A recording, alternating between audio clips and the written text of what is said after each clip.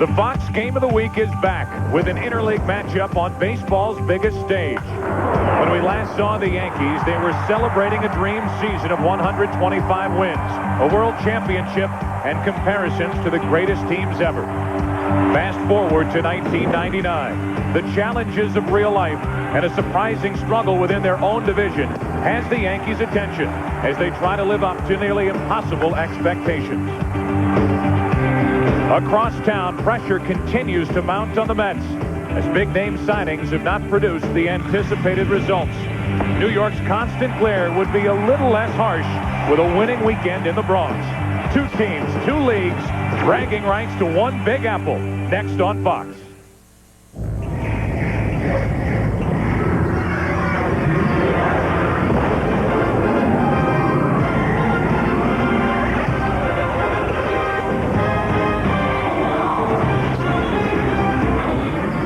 It's the Budweiser Game of the Month, brought to you by Brewery Fresh Budweiser, official beer of Major League Baseball. This Bud's for you.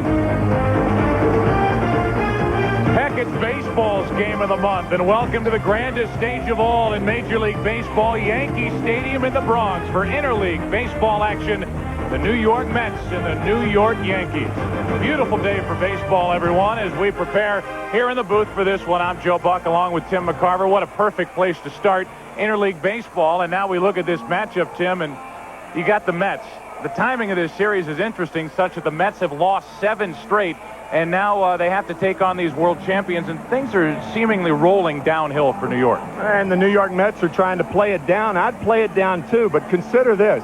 If they lose the next 2 games, they're going to have a 9-game losing streak, and the vice is going to tighten next week. If they win 2 games, however, the 7-game losing streak's forgotten. Heck, all the New York Yankees have done since Joe Torre got to the Bronx is thrive. You've had a chance to watch them on a day-by-day basis.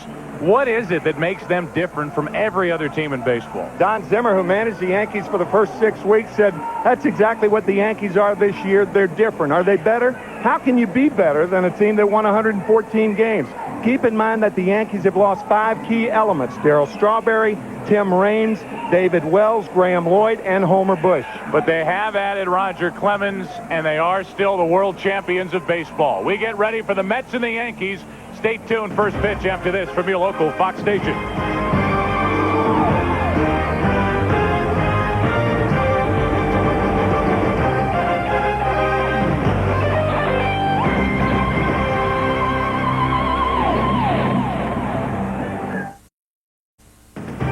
Fox Saturday Baseball is brought to you by Brewery Fresh Budweiser, official beer of Major League Baseball. This Bud's for you. By E-Trade, the #1 place to invest online. By GMC Sierra, do one thing, do it well. And by Energizer Advanced Formula Battery. No battery lasts longer.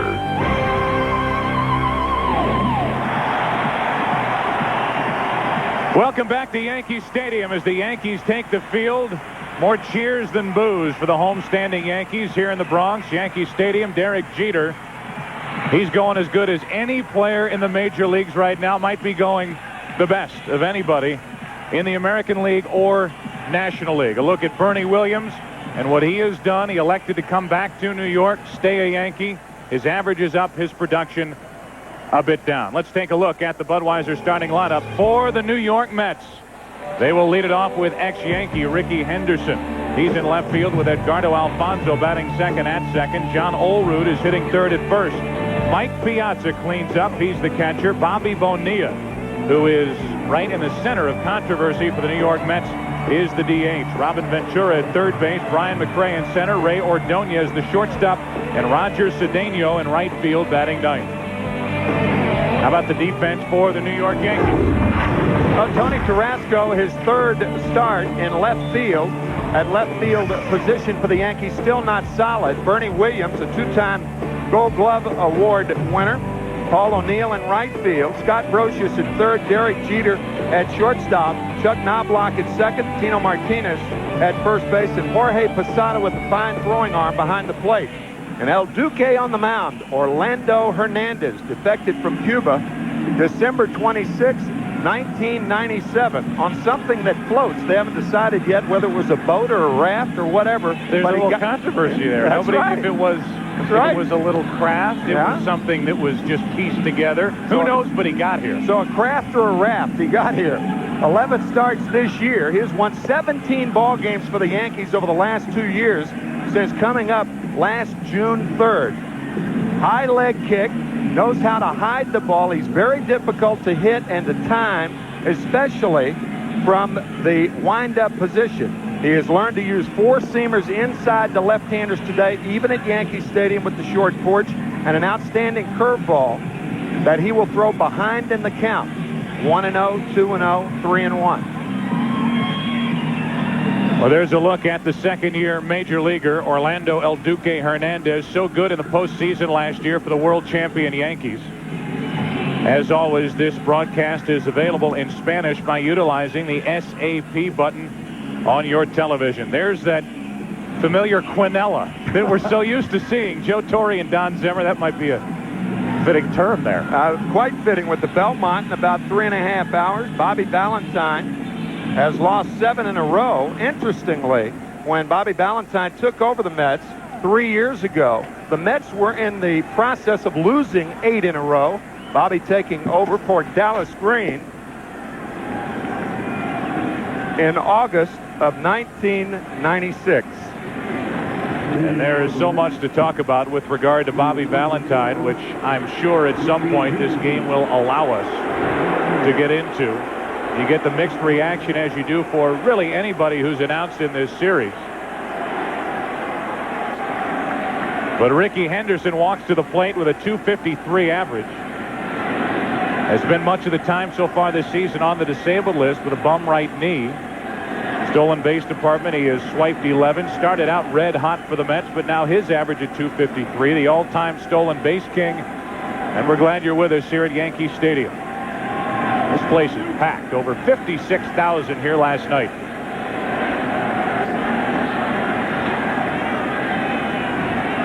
Ricky Henderson hangs in there, leans over the plate, and takes a strike. Last night, Ricky was drilled on that front elbow. Ricky Henderson, a great night last night. A couple of stolen bases, a run scored. His last time up, hit on the left elbow, and obviously causing him to wear that protection today. The 0-1 from Hernandez, fouled back 0-2. Hernandez last year a record of 12-4. So far this season 5-5 and a big ERA of just under 5. As he deals with Hernandez with Edgardo Alfonzo waiting on deck.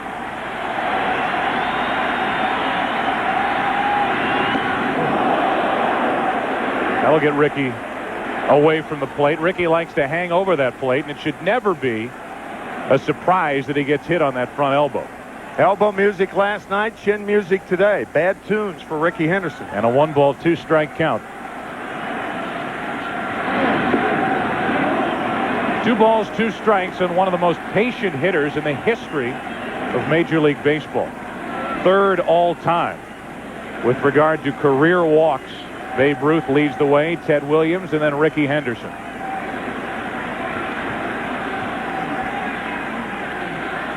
Leading off and being a valuable leadoff hitter is such a lost art, and these guys are so tough to find that you've got Ricky Henderson. As he flies one to right, O'Neill is there waiting for it. Henderson is the man in charge of doing that for the Mets, and he is gone for the first out here in the first inning. 1 down.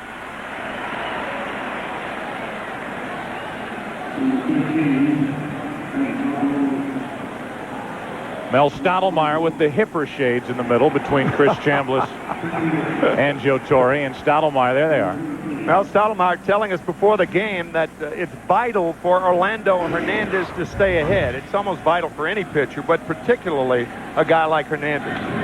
Alfonzo clunks one into center, and that's going to drop in for a 1-out single. And the Met fans get a chance to cheer here at Yankee Stadium early in the first inning, a 1-out single. And then the Yankee fans get to boo and try to drown out the Mets cheers. And here's another look at that hit by Alfonzo. Looked like a fastball. A little double clutch by Alfonzo. Hit it off the end of the bat. You can't be everywhere. Bernie Williams feeling it. One thing to point out, the Yankees with a much better defensive outfield than the New York Mets, and that could come into play. Terrific defense on the infield for both teams. Piazza does not have a strong throwing arm, but Posada does. 1-on-1 out for Olerud. Long-time Toronto Blue Jay takes a pitch out of the strike zone for ball one. I'll let you tell the folks where that missed. Was that high? Was that outside? Call him a high strike. They didn't get that direct. I don't think all these umpires got that directive from Major League Baseball. Call the pitch just over the belt. Yeah, right. 1-on-1 out, 1 ball, no strikes.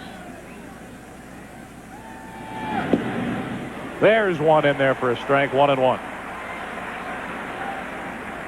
Darrell Cousins is behind home plate today with John Shulock at first, Dale Scott at second, Joe Brinkman at third, and we'll be second-guessing Darrell Cousins all afternoon. They love us.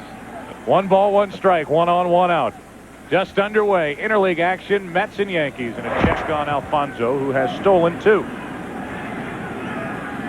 When Alfonso runs, it's usually part of a hit and run, and Olerud with a contact bat. You can do so many things with Olerud or Alfonso for that matter. A ball and a strike on Olerud. The opposite way, as he does so often, left field, Carrasco, a diving catch, 2 down. We talk about the differences between these two teams. Defense in the outfield is a big difference between the Mets and Yankees. Tony Carrasco coming in, a good jump and the dive to make the play. Fine play by Carrasco. That ball gets by him. Could have been a run for the Mets. And a big play as you see the reaction by El Duque because of the man stepping in at the plate, Mike Piazza. Had a chance to drive in a couple of runs early last night, missed that opportunity.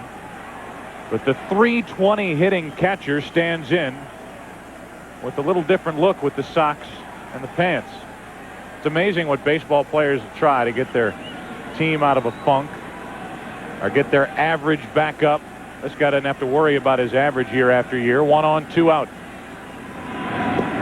And a breaking ball for a strike over the outside corner. That's interesting, Joe, because I'm not familiar with superstitions in other sports, but I know baseball players, for the most part, are very superstitious. There's the look. For a very stylish guy, I mean, this, in a way, is a matchup of cover boys. You got Jeter on one side, who's on cover after cover, and Mr. GQ at the plate with some nasty-looking socks. The 0-1 pitch. Strike 2. Well, if Hernandez gets Piazza out right now, he's got to go out of the strike zone, preferably with breaking balls in the dirt, low and away.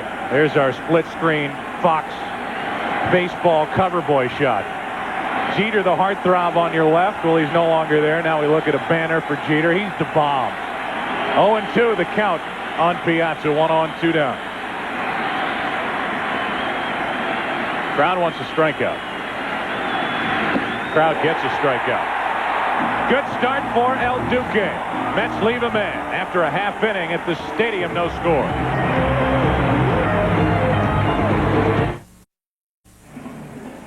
A look at Masato Yoshi, today's starter for the New York Mets. A look at the Budweiser starting lineup for the New York Yankees. Chuck Knobloch will lead off at second base. Derek Jeter bats second and short. Absolutely red hot. .373 average. Paul O'Neill, Bernie Williams, Tino Martinez at first, Chili Davis the DH, Jorge Posada catching, Tony Tarasco at left, and Scott Brocious is hitting ninth at third base. We'll restate, there is no greater difference in the outfield and infield defense on any major league team. Henderson, McRae, Cedeno, Ventura, Ordonez is spectacular. Alfonso, Olerud, Piazza behind the plate with a poor throwing arm. And here is Knobloch leading off, hitting .254, and he gets one over his head.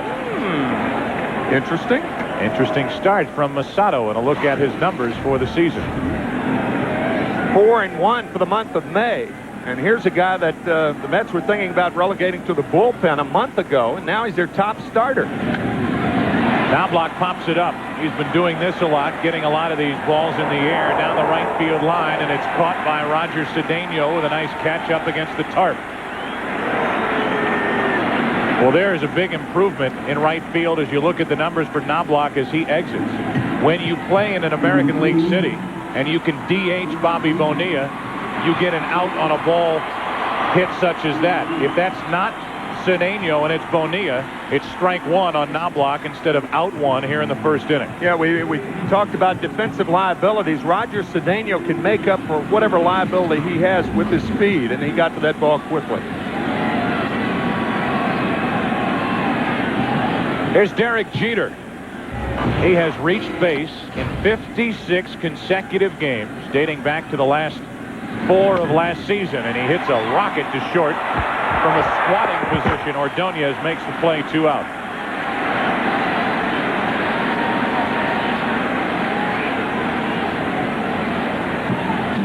That was a low tracer.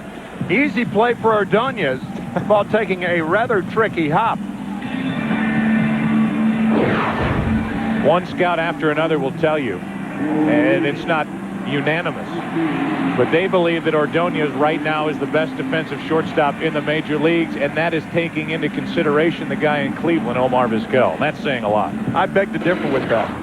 However, I think Omar Vizquel is the best defensive shortstop in baseball because I think he makes more consistent plays than Ordonez. 2 out, nobody on. O'Neill pops it into left center field.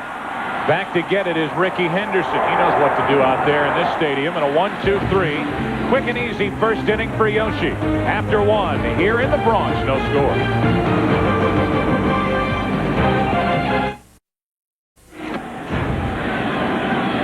They can ship me home tomorrow as long as they send the checks on time. Here's Bonilla leading it off and taking a big breaking ball in for a strike from Orlando Hernandez. That's what Bobby Bonilla said yesterday. As you look at the numbers for a guy making $5.9 million this year and next. Upset about being placed on irrevocable waivers. At least that report is out there. And that was Bobby's reaction, who, by the way, has a legitimate bad right knee. He is gimpy, and with good reason, as he takes a pitch a little bit up. 2 balls and a strike from Hernandez. Hernandez thought that pitch was a strike on the inside corner. There's Steve Phillips, the general manager of the Mets, after a shot of Bobby Valentine. So that is part of the controversy with the New York Mets, and once this thing slows down a little bit, I'm sure we'll get into more specifics about the Bonilla situation in New York as he's out in front, pops it foul, backing out of play 2-2.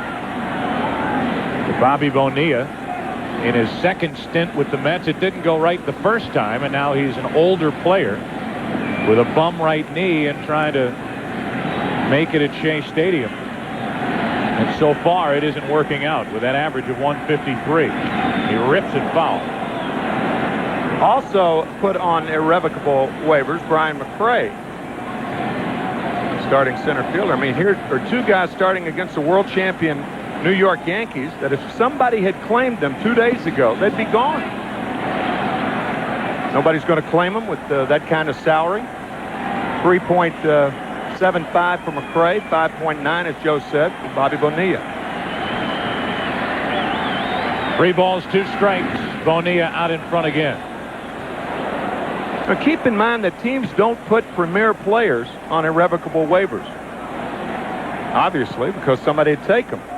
But you put the dollar sign, you put, for instance, Robin Ventura on irrevocable waivers, he'd be sucked up immediately, even with his salary. Bonilla grounds one through the right side, and he's on to start the second inning for the Mets. Good at bat by Bobby Bonilla, who gets on top of this high fastball and drills it to center field. Fouled off a couple of tough pitches. Good low ball hitter hitting a high fastball there. He can still hit. Oh, absolutely. There is no doubt about his ability to swing the bat. You know, a couple of years ago when he was in Baltimore, he didn't want to DH. He is DHing in this series for the Mets. And that's his best spot. Unfortunately, the Mets predominantly play games where he can't DH. Yeah. So he's got to play right, and with that bad right knee, he struggles in the outfield. Here's Ventura. A .268 hitter, 9 homers, 42 RBIs. That total of 42 runs batted in, good for 8th in the National League in his first year as a Met. They play behind Bonilla at first. They don't hold against him, and Ventura pops it into left center field. Well hit. Williams back. Track wall and off the wall. Bonilla will end up at third. It's a double for Ventura. Second and third, nobody out.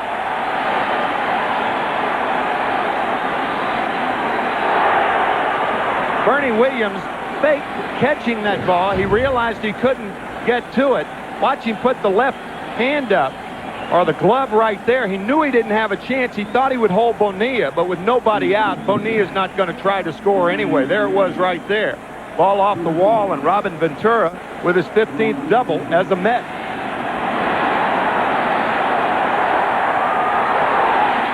You look at Bonilla, who made sure that that ball wasn't catchable by Bernie Williams, and now you've got second and third, nobody out for Brian McRae.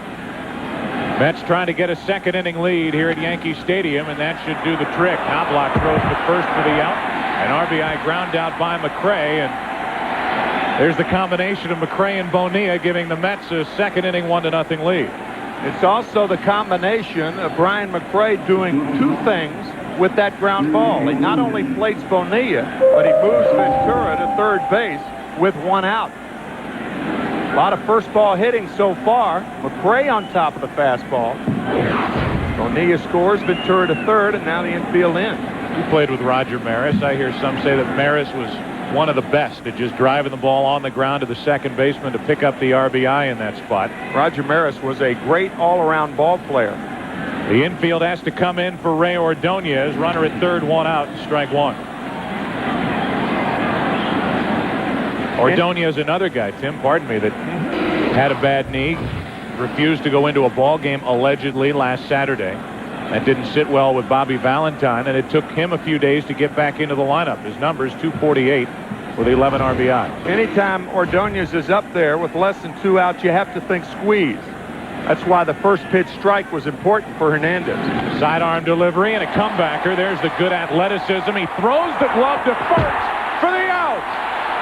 The ball was stuck in his glove, and so he threw the entire thing over to get out number 2. What an intelligent play by El Duque.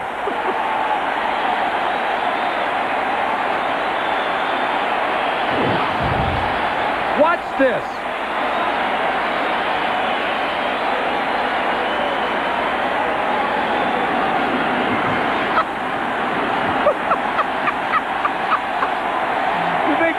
Be in some highlight plays. That reminds me of Terry Mulholland 12 years ago against the New York Mets, who did something similar to that. Couldn't get it out of his glove, threw the glove. Unbelievable. And it's a good reminder for all you youngsters out there, if you're going to catch a glove with a ball wedged into it, use two hands like Tino Martinez did. Runner at third, 2 out. And a strike is in at the knees to the number 9 hitter, Roger Cedeno.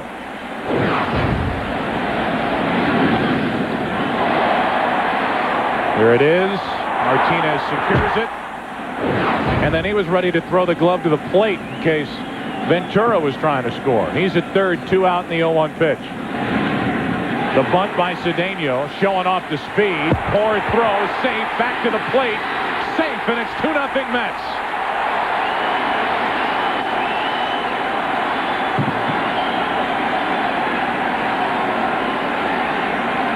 Jorge Posada has got to take over here and tell Orlando Hernandez the play's at third, not first. Too much speed at the plate. Robin Ventura was 2/3 of the way down the line. Third base is the play, but you can see Posada pointing to first. He could see Ventura. He's the only guy on the infield who could see Ventura too far. He's pointing to first. No play at first. And not only that, bad call by Posada. Not only that, Posada didn't get back to the plate. Right. He was watching the play at first, and right. because he wasn't back at the plate, the throw beat the runner Ventura, but he was past the tag. Here it is once again. The bare hand, the slip. Once he slips, he's got to look to third. The only guy who can see that play is Posada.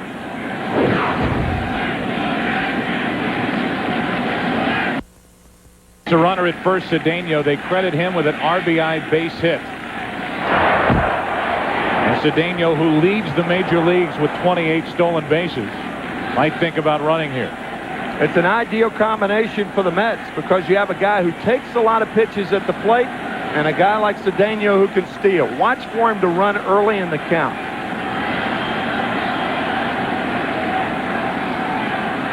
There he goes. Swing and a miss, and the throw to second. There's Major League leading number 29 for Cedeno. And a hit could mean another run. If a runner like Cedeno gets a good jump, the strongest of arms won't throw him out, as Posada just proved. The one hopper to Jeter, no chance to get the speedy Cedeno. So Cedeno at second with 2 down, and Ricky Henderson, who has been a tutor to Cedeno so far this season, tries to knock him home. The 0-1 pitch. Instead, El Duque looks back at Cedeno. So really a wise, good baseball instinct play on the part of Hernandez when he threw the glove over to first. And an ill-advised throw on the bunt. Dropped down by Cedeno. They had no chance to get him. But a good base running play by Robin Ventura. No doubt. The 0-1 pitch with a runner at second, 2 out. If Ventura tries to score right away, the play's in front of Hernandez. He just underhands the ball to Posada. But since he couldn't see him, then it's Posada's responsibility to pick up the runner instead of point to first. With Ventura that far down the line. 2 balls and a strike on Ricky Henderson, who has driven in 6. He has hit 3 New York Met home runs.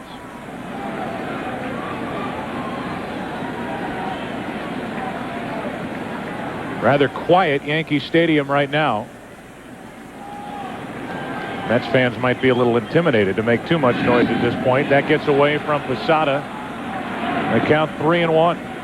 Met fans are outnumbered here today, but they have to like this start, and Bobby Valentine and the Mets have to love this start with the kind of jump they've had to their step here after losing a tough one last night. Here it is once again with Roger Cedeno laying down the bunt, and the return throw from Tino Martinez. As Joe was saying, Posada didn't get back to the plate. If he's back to the plate, that brings the throw of Martinez back to the plate. If he's up the line, Martinez can't throw it to the plate. No reason whatsoever Posada left home plate. I don't understand it. Here's the 3-1 to Henderson with Cedeno swiping third, and that is out of play to make it a full count.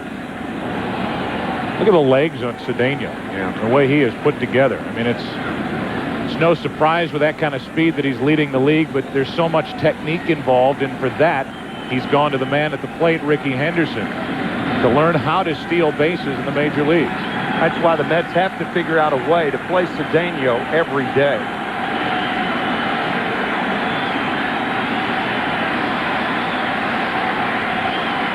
He takes off again as Henderson strikes out, and the top of the second is over. Well, 2 runs on 3 hits in the inning. Something out of the ordinary on this from Orlando Hernandez. They got the out, but eventually the Mets got the run.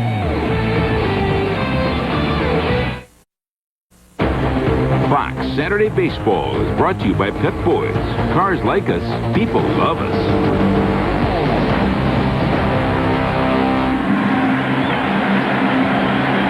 Welcome back to Yankee Stadium, where the Mets have a 2-0 second inning lead. Bernie Williams will lead it off. You know, there were 13 Subway Series here in New York between 1921 and 1956, including 7 from 1947 to 1956. The Yankees and Dodgers, Yankees and Giants, and well, this is a little taste of that with the New York Mets visiting Yankee Stadium for the second time in the last 3 years.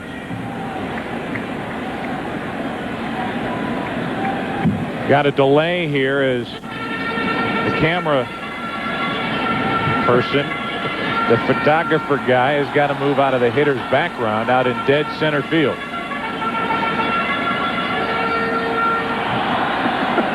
Would you think it dawned on you when you're the only guy out there that maybe you shouldn't be there? At least he had a dark blue shirt on. I don't know. I figured, hey, places else is crowded. Strike 1 on Bernie Williams. Williams hitting .341, good for 5th in the American League. Tino Martinez and Chili Davis will follow Bernie to the plate. Guy's still out there. Yeah, kind of crouching down. He put his camera down, however. 1 ball, 1 strike. There he is. Checking his guns out now. His arms. Yeah, right. Yeah, that's what. Yeah, that's what I meant. The players' terms for arms are guns. Now they're going to have somebody go out there and get him out of there.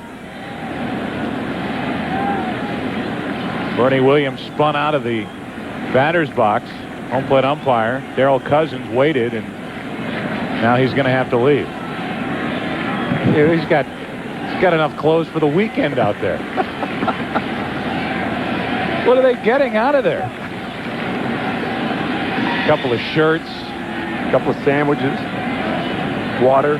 Nice of the bellman to come help him get his stuff out of dead center field. You'll be staying in the hitter's background today, sir? Yes. 1 ball, 1 strike.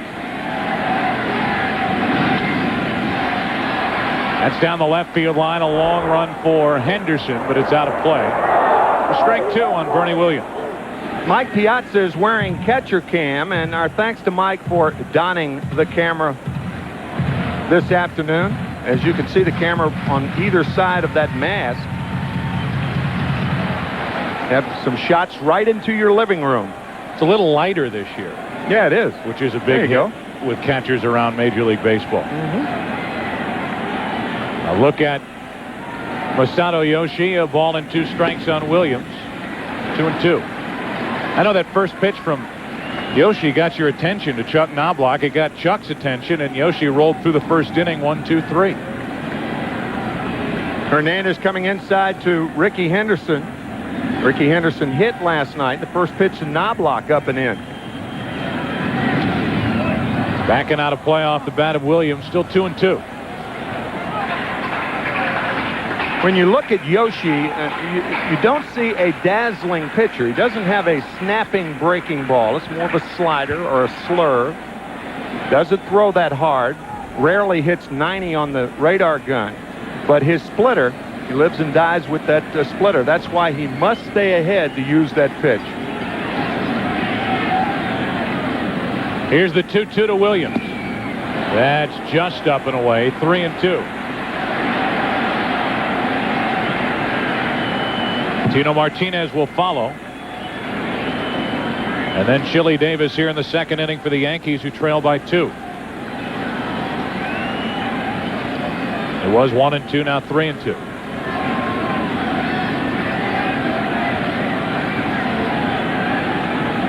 Back to catcher cam on 3-2, and Williams took it just high for ball 4, a leadoff walk. And a poor start to the second inning for Yoshi after his teammates just got him 2 runs. And that was that splitter, and when hitters are not in a situation where they don't have to swing at it, for instance 1-2, 0-2, they don't. So it's imperative for Yoshi to stay ahead. Most of his swinging strikes are on balls out of the strike zone or that splitter that's down. And as we said, not an overpowering guy with overpowering stuff. And while you could tinker with that scouting report, those words would fit just about everyone in this Mets rotation, with the exception of the left-hander Leiter. Bobby Jones, very similar. Rick Reed, very similar. You referred to him as a poor man's Greg Maddux last night. And it was a compliment. Absolutely. Tino Martinez takes a strike.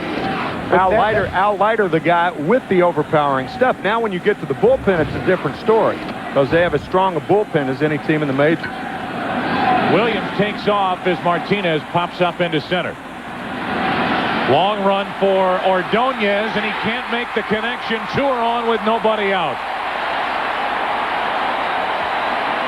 Well, we talked about defense in the outfield, and that ball was in the air for an awfully long time, and they relied on the shortstop to go a long way to try and catch it. When a ball has that much hang time, the center fielder or left fielder has to make that play. Otherwise, it's got to be a circus catch by Ordonez, who tried it, but Ray couldn't come up with it. So a hit that shouldn't have been a hit for Tino Martinez. That ball's got to be caught. If you don't catch a ball like that, then you position too deep to begin with. And now Chili Davis with the tying runs on and nobody out in the second inning.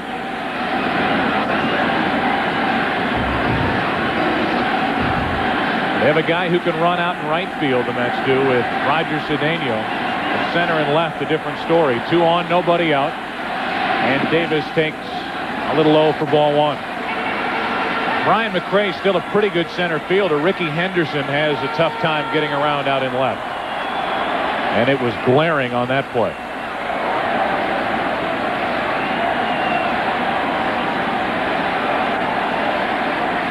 The 1-0 to Davis. Double play ball to short. Ordonez to Alfonso and on to first. 6-4-3. Runner at third, 2 down. A Budweiser game break. I've been waiting so long to say this. Let's go back to Keith Olbermann in the Fox Network Center. Joe, these late highlights from 1986, we mentioned it before, Terry Mulholland anteceding Orlando Hernandez by just these scant 13 years. Notice who that first baseman is taking the glove work. The great double glove work is none other than our own Bob Brenly. Joe, Tim? Thank you, Keith.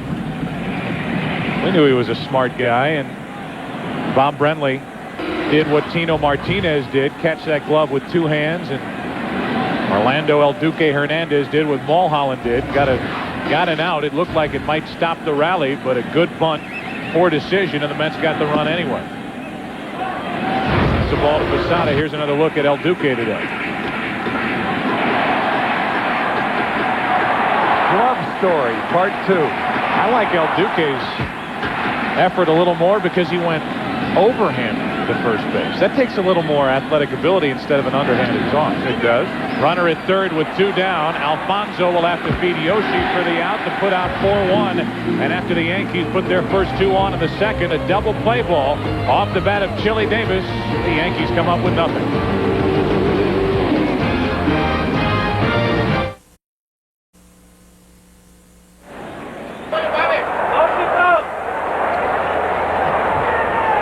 Went to his mouth.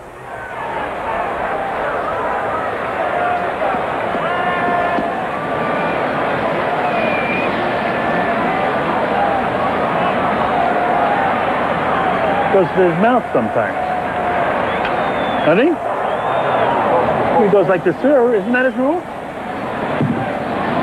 Fox sounds of the game and Bobby Valentine talking about Orlando Hernandez. So something to keep an eye on as Hernandez works the third with the Mets leading 2-0. He worked his forehead there. That's to his brow. Remember, a pitcher cannot go to his mouth while he's on the mound. He must step off.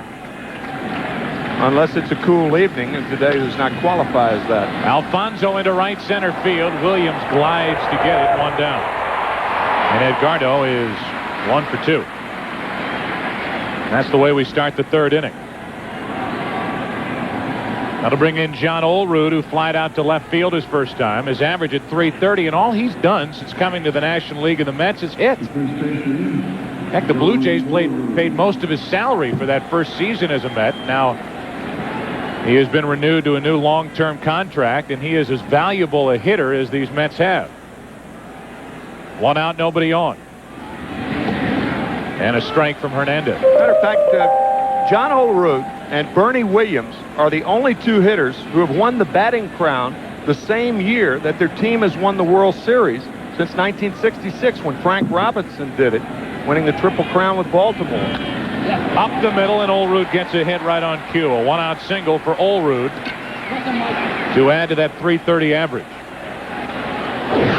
When you look at Olerud's swing, he's got a very strange stance, but he is so quick through the hitting zone. Almost call that invisible lightning. Those forearms get through the hitting area in a hurry. He's on at first with 1 down for Mike Piazza. Piazza struck out back in the first inning. And his average sitting at .318. Sidearm delivery, and it misses for ball 1. It's amazing to look at the numbers that Piazza has put up. He's at .300 or better in each season from 1993 through last year. And only 2 other Major League players have done that. One, you know, is Gwynn. The other is Dante Bichette.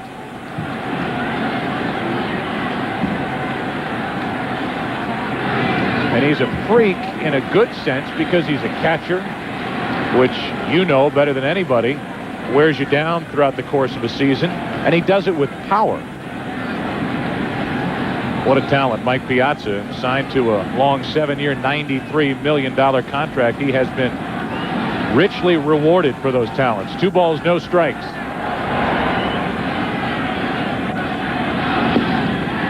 Good one.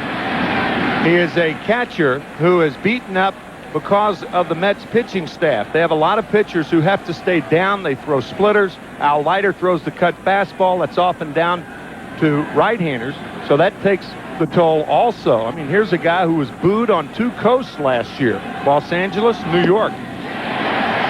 2 balls, 2 strikes. And it seemed like the last month and a half of the season, if the Mets won a ball game, Piazza had a key hit under the fastball from Hernandez. The Mets falling short in that wild card race, and Bobby Valentine, in 14 seasons as a manager, has yet to have one of his teams finish first in its division. 2 balls, 2 strikes, 1 on, 1 out. That's foul. So Piazza hangs in there against Hernandez, and we talked during the postseason last year about the ingenuity of a guy like El Duque, who seems to develop new arm angles while he's out on the mound during the course of a game. He will use them all against a right-handed hitter like Piazza. From down under, 2-2 pitch, misses down and in, 3-2.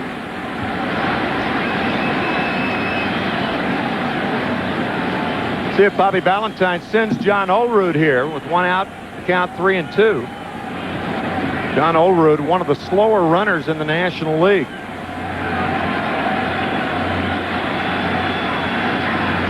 Olerud is going, and the 3-2 pitch grounded through the right side. They start the runner, and instead of an inning-ending double play, it's first and third, 1 away.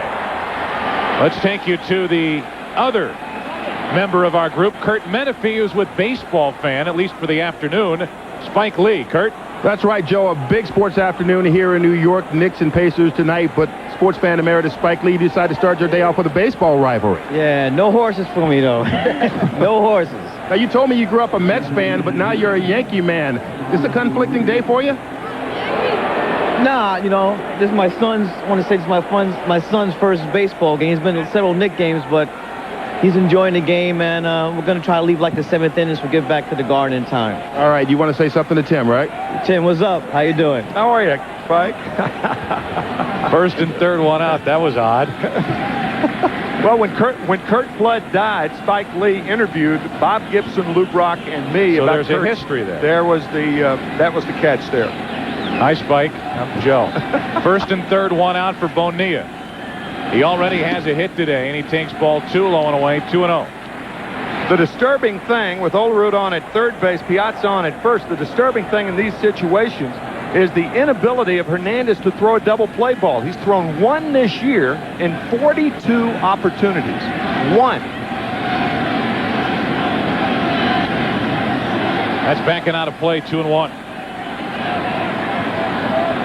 So Spike Lee will renew his Garden rivalry with Reggie Miller tonight. Here today, taking his son to his first Major League game. This is a good way to be introduced to the game of baseball in person. Mets and Yankees interleague series at Yankee Stadium. The 2-1 to Bonilla. Hit a ton into right field. O'Neill back to make the catch. Tagging at third is Olerud, and there will not even be a throw. Bonilla produces a run, and it's 3-0 Mets. Big swing by Bobby, got under it, and sent O'Neill back to the track in right. He sent O'Neill back to the track, and by sending Olerud, he stays out of the double play. So instead of leading off the top of the 4th inning, Bobby Bonilla drives in a run in the top of the 3rd inning. Otherwise, you have the 4-6-3 double play, as you explained, Joe. Saw the reaction of Hernandez. He didn't want to look right away. I think he thought that might ride out of here with that short porch in right. 1 on, 2 out. And Ventura takes a big breaking ball for strike one. Back to sounds of the game. Hey, hit into two double plays yesterday. We got to stay out of this one today. Maybe create a little hole, make things happen. And there you have the explanation. Create a little hole.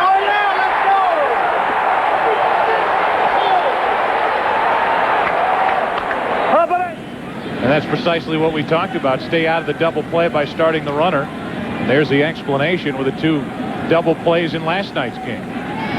It leads directly to a run. 1 on, 2 out. Runner at first for Ventura.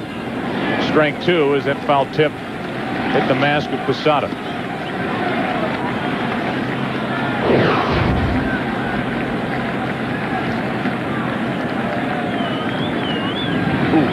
A lot of folks are inclined to think because you have a mask on that those don't hurt. They do. It's like a right cross. Yeah. Piazza, the runner at first. The key hit in this inning after the 1-out hit by Ulrich. And Ventura, check swing grounder to Brocious. Goes the long way. And the inning comes to a close. But the Mets get another, add to their lead. 2 hits in the inning and a sac fly by Bonilla. He's been involved. 3-0 Mets.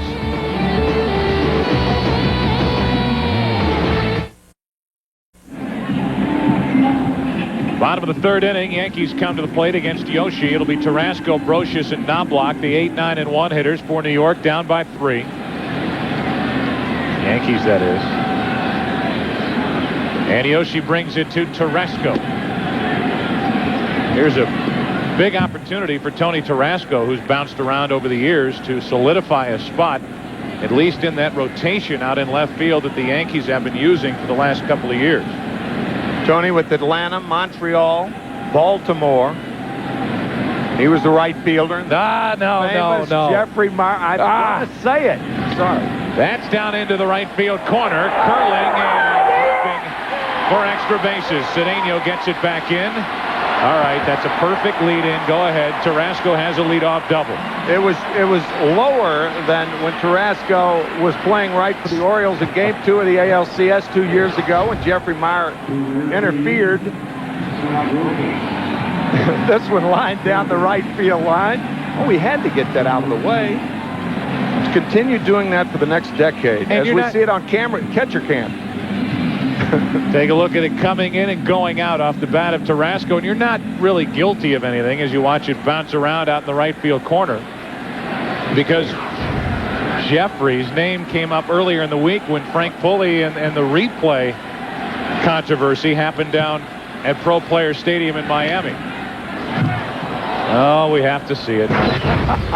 We say it, we have to see it. I guess that's the policy at Fox. The fly ball by Jeter. Jeff. Hi, Jeff. And that's Tarasco pointing to Richie Garcia, and then eventually up at El Nino, Jeffrey Meyer. Runner at second, nobody out. 0-1 the count on Brocious. 1 ball, 1 strike to Scott, who's hitting .238. 6 homers, 22 runs batted in. Next few innings, key innings for the Yankees, because if they're going to get the Mets pitching, they have a better chance of getting their starters than they do their bullpen.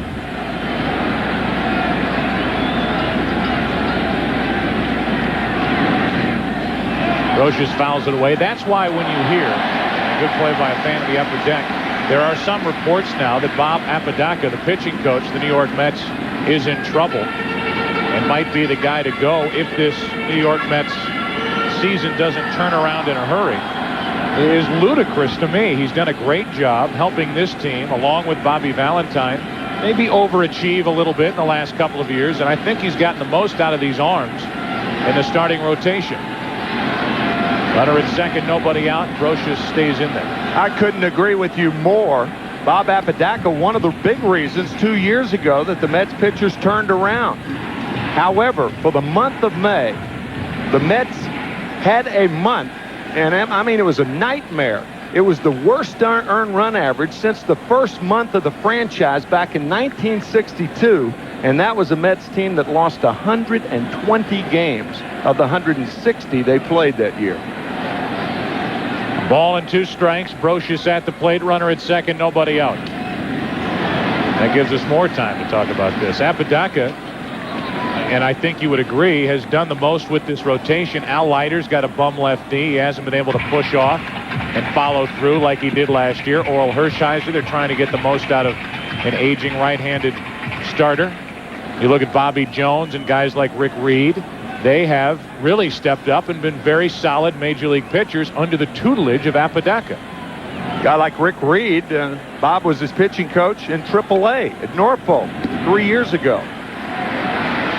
It's not that Apodaca all of a sudden has lost his touch with this starting rotation, but injuries have played a part. And you look at the comparison from last year to this year, there isn't much of a comparison. And you look at their ace, Al Leiter, with an ERA of up near 6.5, a big reason why.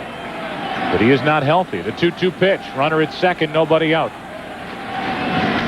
Into right center field. That ball is down for a hit. Cedeno plays it on a hop, and to score Tarasco, it's a 3-1 game.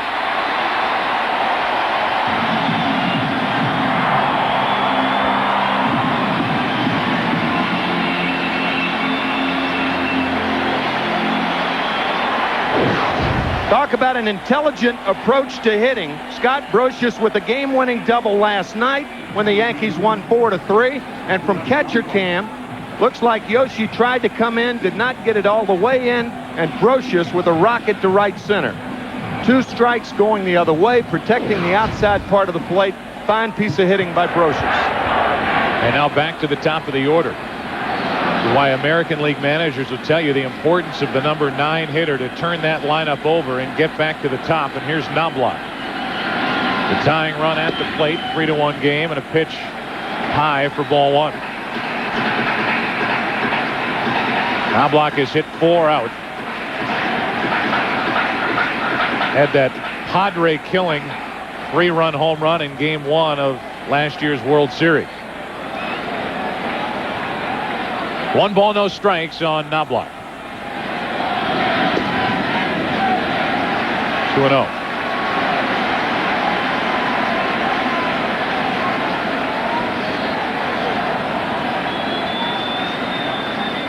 Knobloch fouled out to right back in the first on a nice running catch by Roger Cedeno. He now moves over more into right center as the 2-0 pitch is brought home. Right down the middle, 2-1. Brought home appropriate there, Joe, because that's exactly what's happening. Fastball right into your living room. Of course, your catcher's going to set up in the middle of the plate, outside part of the plate for Piazza. With the count 2 balls and no strikes. Knobloch taking all the way. 2 balls and a strike. That'll get out of play, 2-2. Knobloch has had a difficult time. Another good play by Payne in the upper deck. He's had a difficult time getting on top of pitches. Watch his front shoulder. That's the reason. See the slope right there? When the drop of the back shoulder causes the lift of the front shoulder, you can't help but be under the ball and pop it up. That's why the front shoulder is the key to pitching, and it's the key to hitting. That's why hitters hitting 253. Yeah, that's why hitters are always trying to drive that front shoulder right back toward the pitcher. Another pop-up, same spot, same person caught it in the upper deck. And still 2-2. Pitchers and hitters refer to that as flying out. When that front side flies out, you don't give your hands enough credit. You can see Knobloch right there, that front side opening up prematurely. It's the most dominant thing that hitters and pitchers do wrong, is flying out of there. 2-2 the count. And that was a good piece of hitting, at least to spoil a nasty pitch from Yoshi. Sometimes, Joe, hitters don't give themselves credit that their hands are fast enough. They think they have to do it with the front shoulder and clear the front shoulder. I know there's a golf analogy waiting to be had, but I can't make one. I'm a 20 handicap. Neither can I. I wish I could. The 2-2 pitch. This time it gets out in front, still 2-2. Nope. E10.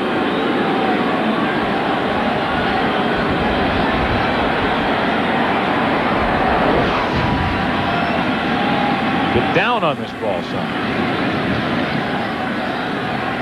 But he got a little airtime, and he gets more. Runner at first with nobody out.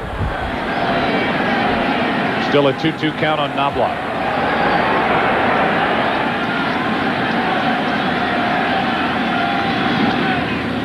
Another pop foul.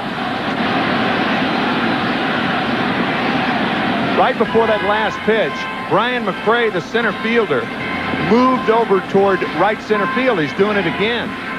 It's pretty good policy. With 2 strikes, the good hitters try to go the other way. You saw Brocious do it, and Brian McCray trying to cheat a few steps toward the gap in right center. Big gap now is in left center.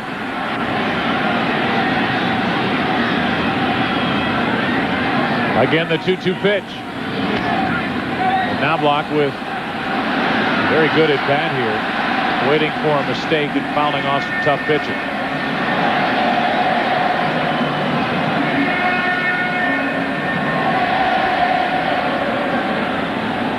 Knobloch, the second toughest batter to strike out in the American League, and he's showing you why.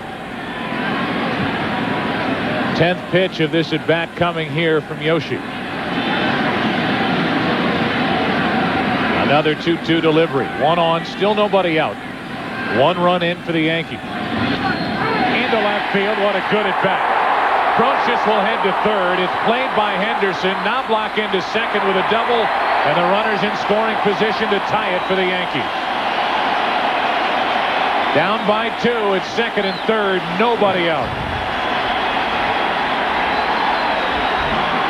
A great at bat by Chuck Knobloch, and the Yankees will take advantage of any time Ricky Henderson fields the ball.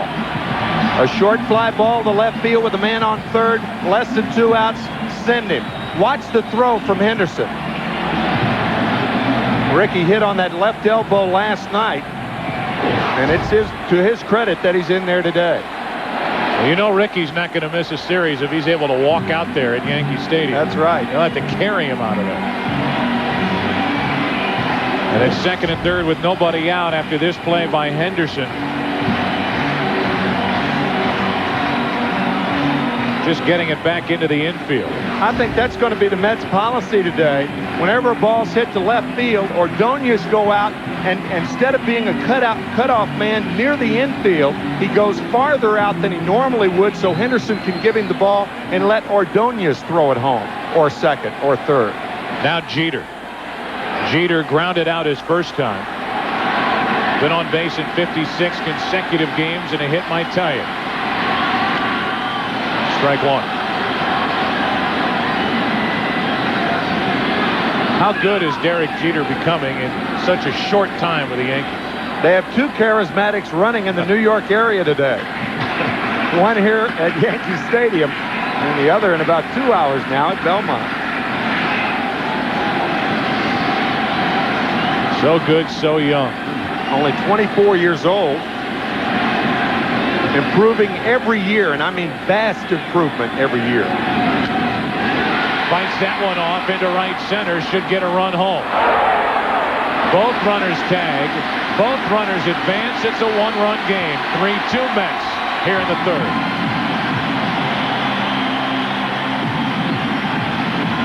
Well, you can bet that Derek Jeter is going to be an all-star. A look at today's all-star ballot update brought to you by Pepsi. In fact, Jeter leads the early voting. It's short. A lot of Indians out there, including Manny Ramirez, Kenny Lofton, Roberto Alomar, Jim Thome. Ken Griffey Jr., the leading vote getter. As we look at the National League, no surprises there, especially with McGuire at first and Sosa in the outfield.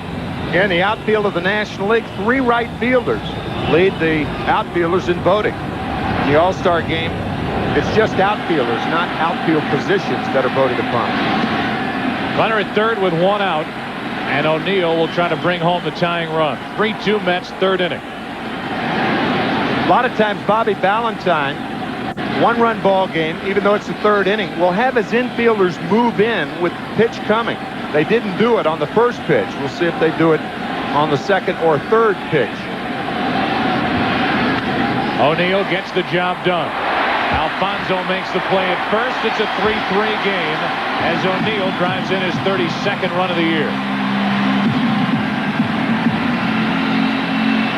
So the Mets, who blew a lead in last night's game, blow a 3-run lead here early today. I'll guarantee you that Bobby Valentine is thinking right now that 9 times out of 10 times I'd have the infielders moving in. Had I done that then, Knobloch can't score. It's an AB for Paul O'Neill as it stands, and with the infield back, he scored. Tie ball game. 2 doubles in the inning, a sacrifice fly, an RBI ground out. Good fundamental baseball by the Yankees. Some good at-bats mixed in, and now Bernie Williams with 3 runs home, 2 out, nobody on here in the 3rd. And a ball from Yoshi. It's worth saying again, these Yankees have to take advantage of the Mets starters in tight games late. That New York Mets bullpen about as good as there is. 1 ball, no strikes. 1 out, nobody on. Make it 2 out, nobody on. Scoreboard has 1. And Alan Watson, Pat Mahomes, a lefty and a righty, already getting loose for the Mets. Tell you how desperate times are here on June 5th for the Mets. Yoshi's given up a 3-run lead, and now he misses high with ball 3 to Bernie Williams, and Masato is losing it in a hurry here.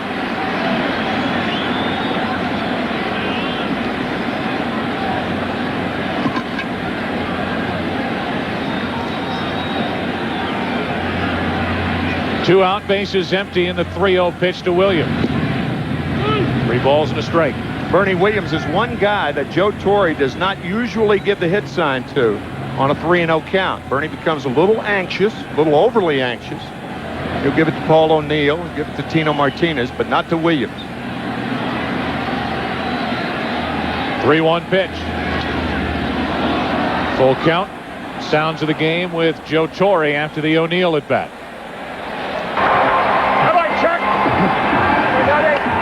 Great at bat. Nice at bat. Talking about Chuck Knobloch, and the Yankees then scored 2 runs on no hits. A sac fly by Jeter and an infield ground out by O'Neill. But that was a terrific at bat by Chuck Knobloch. 3 balls, 2 strikes on Williams. And that's the opposite way. Should be extra bases. Will they run on Henderson? Williams puts his head down but stops. And that's a bit surprising that Williams wasn't thinking double coming out of the box. In my mind, Joe, that's not surprising. That's a bad base running play by Bernie Williams. You have got to make Ricky Henderson throw you out, particularly after already seeing him throw on the ball by Knobloch. Bernie quit too soon right there. Bernie, one of the hardest base runners in the major leagues. I mean, here's a guy, the Yankees are down 9-0. He runs hard all the way, but he gave up prematurely on trying to go to second base then, in my judgment.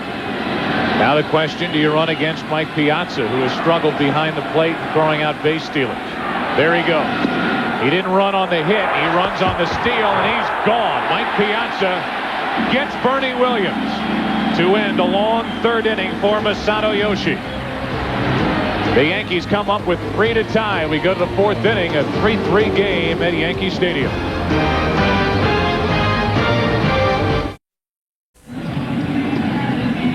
We go into the 4th inning. Back to work is Orlando Hernandez, a 3-3 game, and now we're going on camera. That means we have to say something brilliant. I haven't said anything brilliant. This is the 4th year of Fox Baseball. But anyway, it's been fun being here at Yankee Stadium. I know you had a great time here last night working here locally, and you said at the end of the game, this has been fun. And it's nice to come to the ballpark and be able to leave, even for people who see a game day after day, and say, you know what? That was a fun day at the park. I've been a little confused when the players have had comments this week saying that, well, it's for the fans. Well, no kidding. Of course it's for the fans. Absolutely, and it's good for the fans. And I'll guarantee it's good for the players, too. There's that extra little juice that you don't normally see in an early June ball game. Can't help but be affected. I guess it's pride, or I don't know what it is with Major League players, but they don't seem to want to admit that they're excited to play a regular season game. You know, it's the nature of baseball, Joe. Because you play 162 games, I think the players are so grilled. They grill themselves. They try to get themselves in the mood of that one day at a time. You hear all those cliches, or one day at a time, things like that. And you try to take that into a situation like this with all the hype and the hoopla and everything. But it does affect the players, in my view. Brian McRae homered in last night's game. Had a nice evening. Drove in a run with an RBI groundout his first time. It's a 3-3 game now and a 2-2 count. So McRae leading off in the 4th inning. Yeah, I think that makes a lot of sense. You hear that you can't hang on to a loss too long. You have to put the wins behind you and move on, look to tomorrow. And while they're cliches for a reason, because they're pretty accurate. They're true, right. 2-2 pitch to McRae is grounded to Knobloch. He would rather underhand it than overhand it. These days, he made a throwing error in last night's game. And speaking of throwing errors, let's look at these two catchers. Todd Hundley, who used to start for the Mets, is struggling in a Dodger uniform with that throwing error. A game against the Cardinals out in L.A. And then last night, Tim, Mike Piazza hit John Shulock in the caboose. But now he comes up with a perfect throw to get Williams to end the 3rd. Bernie Williams running on Piazza when he should have run on Henderson. 1 out, nobody on, and a floater floats wide to Ray Ordonez.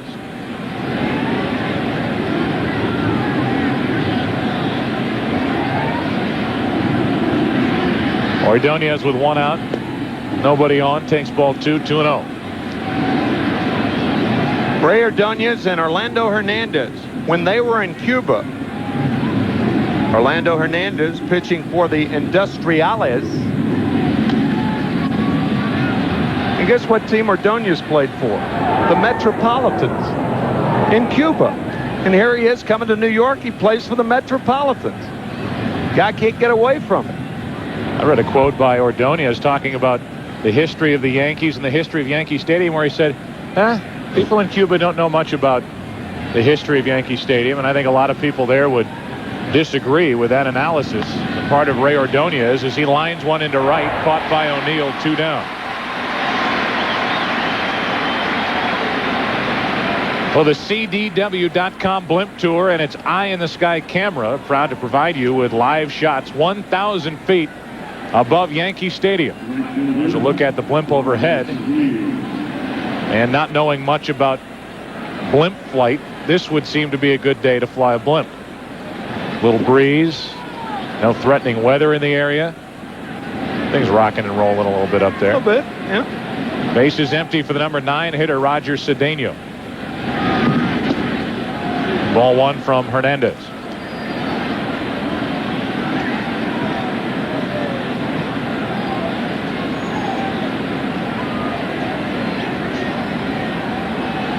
Base is empty with 2 down for Cedeno, who has a single and is sitting over 320 as he takes a looping breaking ball in for strike 1. In effect, the Mets send Hundley to the Dodgers. Charles Johnson, the catcher for the Baltimore Orioles, now went to Baltimore. And Cedeno came from the Dodgers, and Benitez came from Baltimore. It was a terrific deal, as it's turned out, for the New York Mets. 2 great players in Cedeno and Benitez. And while Todd Hundley is a fan favorite in New York for good reason, and personally a favorite of mine, getting a chance to watch him over the years, he has really struggled to the point where it has affected the pitching staff, in my estimation, with the Dodgers, with those throwing problems behind the plate. You can see Dodger pitchers trying to vary their delivery to the plate, get a guy on. All of a sudden, you're thinking you're going to have a guy at second base. Yeah. And it's affected one of the best pitching staffs in all of baseball. There's ball 4 to Cedeno. First walk handed out by Hernandez.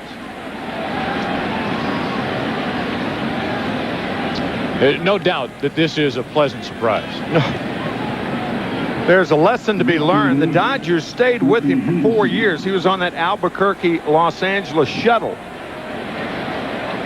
The one lesson to be learned is you can't give up on speed too early. I know the Dodgers were patient, but the Mets wanted him in the deal. They got him, and he has paid huge dividends thus far.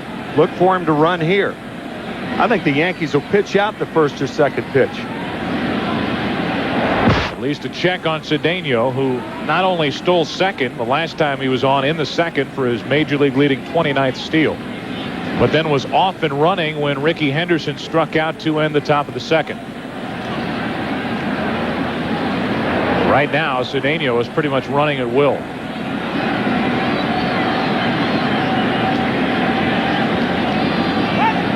And another look from El Duque. Mookie Wilson talking to Cedeno. Mookie Wilson, the most popular player in New York Met history, is the first base coach and a brilliant base runner in his own right. All-time stolen base leader for the Mets.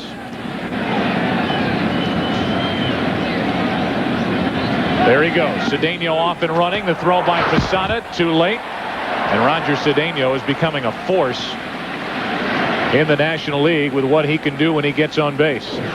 He chose the right pitch, too. He chose the slower breaking ball. Cedeno with that straight-in slide. No hook sliding for him. Throw a strong throw, a bit of a short hop for Knobloch to handle, but no chance to get him. Too big a jump. Jorge Posada couldn't come up with a good throw or a good enough throw to end the inning. You look at opposing base stealers. 25 out of 34 for Posada. But he has met his match and then some with Roger Cedeno here this afternoon. He's at second now, 2 out, and a 2-out hit to give the Mets the lead right back after the Yankees tied it in the bottom of the third. Mentioned last time, Ricky Henderson has knocked in only 6.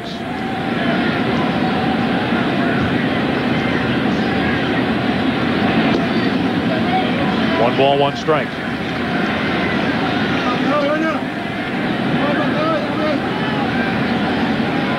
Crowd quiet as they watch Henderson, who played here at Yankee Stadium as a Yankee between 1985 and March of 1989, and is keeping an eye on Cedeno. Normally you'd say, well, he's not going to be running here. But that wasn't the case on 2 consecutive pitches with Henderson at the plate back in the second. 2 out in the inning, and he's the go-ahead run. 1 ball, 1 strike. There he goes. And a check swing comebacker to El Duque will end the inning. He got it out of the glove. And it was just a nothing play. Routine. Routine. Subway Series. That's a Subway. We go to the bottom of the 4th inning of a 3-3 game.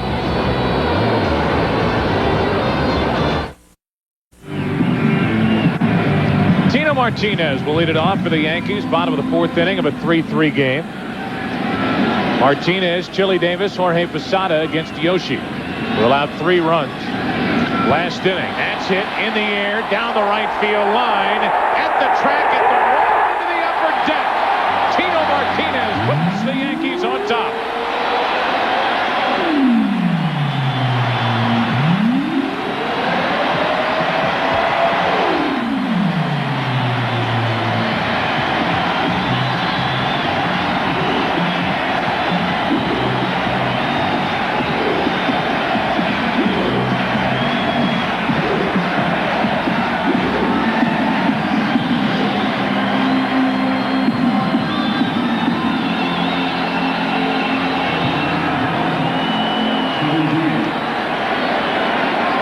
Tino Martinez, whose production is down only 27 RBIs to this point in the season. Chili Davis goes the opposite way for Ricky Henderson. Having trouble with his son, doesn't see it. It falls right next to him. And Davis ends up at second base with nobody out. Martinez breaks through with his 8th home run of the year, and now Ricky Henderson, even with the glasses on, couldn't see that pop-up. We talked about it in the first inning. There is no bigger difference on any major league team between the outfield defense and the infield defense of the Mets. The outfield, deplorable defensively. The infield, terrific. And Ricky Henderson losing this ball in the sun after the Martinez home run. So a double by Chili Davis. Tino Martinez had a little looper in the left center earlier. When you do not have a dominant pitching staff, especially a dominant starting rotation, you better back up what you have on the mound with a defense that can run down balls in the gaps. Boy, is that true. Posada feeds the first baseman Olrud with a ground ball, and he flips to Yoshi for the out. Put out 3-1, but a good at bat by Posada to get Davis over to third. Now only one out. But if you can't go get it in the outfield and you don't have a strikeout type starting rotation, well, you're begging for trouble. Sounds of the game, Joe Torre on the home run by Martinez. Yep. That's it. That was the yep of the game. You got it. Yep, he got it. Upper tank here at Yankee Stadium to put New York Yankees out in front. And now a double by Davis. A ground out to the right side. The infield will come creeping in with this pitch to Tarasco. And it misses low for ball one. Infield moving in. They started back, but Joe Torre privy to Bobby Valentine's poise in the middle innings of the infielders starting back and then moving in. One run down. You don't want to go further. They'll move in with the pitch.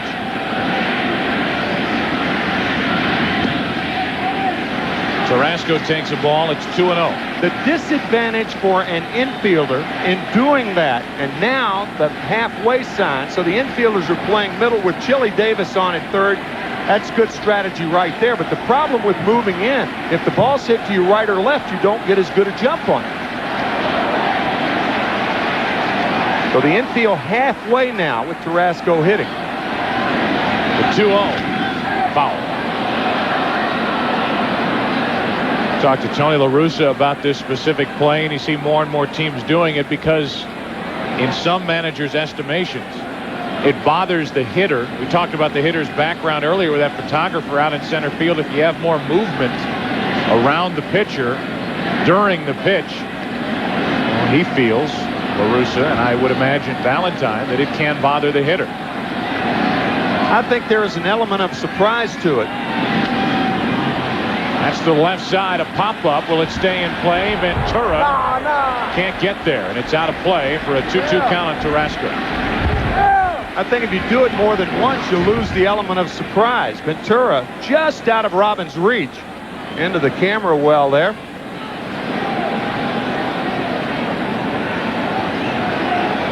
I think if you have a hitter that's locked in up there, they're not going to see infielders moving in. I don't know if I agree with Tony on that. But there are an awful lot of managers that are using that particular play now, including Bobby Valentine. They're halfway in. Runner at third, Davis. One out, and the 2-2 to Tarasco's popped up. That will be a big out for the Mets if somebody can find it in the sun. Ventura does. 2 down. What a big out as Tarasco misses the RBI chance, and it's a runner at third, 2 down in a 1-run game.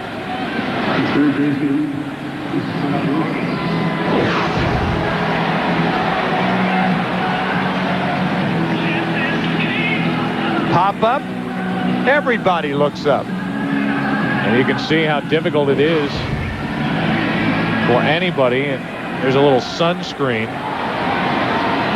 shade on top of that catcher's mask for Piazza, but it is a high, clear sky here today in the Bronx. Runner at third, 2 out, and Posada fouls one out of play.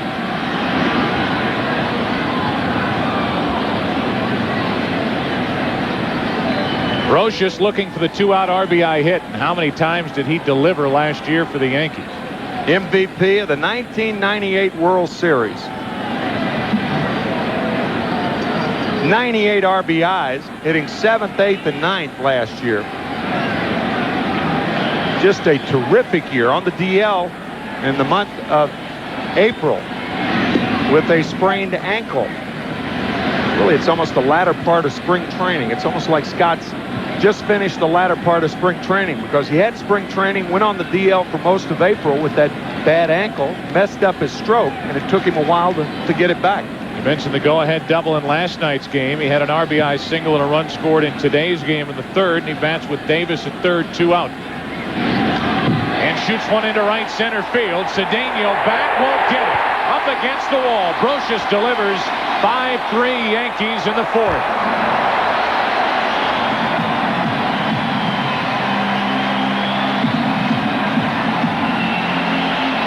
We saw Bernie Williams with a runner on at first, Bobby Bonilla, earlier in the game, faking it, and you could understand it. This ball shoots to the gap, and there is nobody that Roger Cedeno is trying to fool because there's a runner on at third base with 2 outs. So who are you trying to fool with this fake? Runner's going no matter what. Right. And that runner was Chili Davis, who scored. You remember the bloop double, the Sun-aided double by Davis. Handshakes nonetheless as the Yankees lead by 2 in the fourth. Runner at second now, 2 out for Knobloch. And he takes a strike. So Masato Yoshi coming off a rough start. His last time out, 10-1 loss at home against Arizona on Sunday, in which he lasted only 2 2/3 innings, is fighting to make it through 4 innings here today. The outs are trying to frame that pitch. 1 ball, 1 strike. With the problems that Bobby Ballantyne's starters have been having, it's almost like you think Bobby is thinking, if only I could start my relievers, I'd be all right. Relief has been super. The starters have been terrible. Now blocked to the shortstop, Ordonez. Inning is over. Masato Yoshi has allowed 12 earned runs in his last 12 innings pitched. Tino Martinez got one here with his swing. He hits number 8 on the year. The Yankees get another and lead by 2 after 4.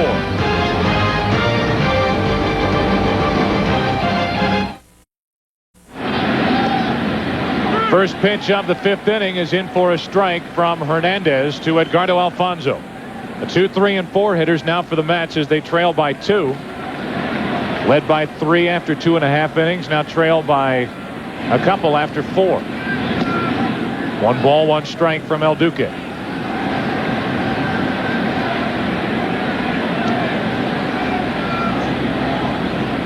John Olerud will follow, and then Mike Piazza. Those are the names attached to the 2, 3, and 4 hitters for the Mets. 1 ball, 2 strikes. Who can forget the stories of the World Series back in 1996 when Frank Torre had open heart surgery, the brother of Joe Torre. And then Joe's prostate cancer this year. He missed the first 7 weeks of the Yankee season. Alfonzo spoils a good pitch. Everybody talking about Joe Torre and how he had never won anything when he came to the New York Yankees.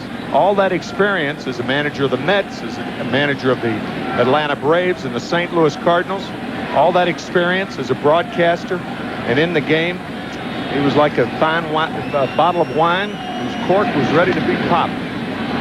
There's a pop-up into shallow right. Off the bat of Alfonzo into the glove of Paul O'Neill. And let's take you back to Kurt Menefee with Sister Marguerite. Well, Joe, we got Sister Marguerite with us, and you got a lot of Mets fans. You're here on a church outing. Is it taking divine intervention to get you through this day? I think it's going to end up that way. Yes, we have a lot of Mets fans. We have a lot of Yankee fans, too. It's our Nativity Youth Club. Monsignor Thalen, my pastor's here with me, Sister Imelda, the parents and the youngsters, high school youngsters who are members of our youth club at Nativity. So this is kind of an all New York outing for you. You got the Mets fans together with the Yankee fans coming out to watch Brother Joe. You got it. You got it. Some of them are behind me trying to let me hold the flag for the Mets, but I won't do it. I won't do it. My brother Joe would say, "Sis, are you losing it? What's going on?"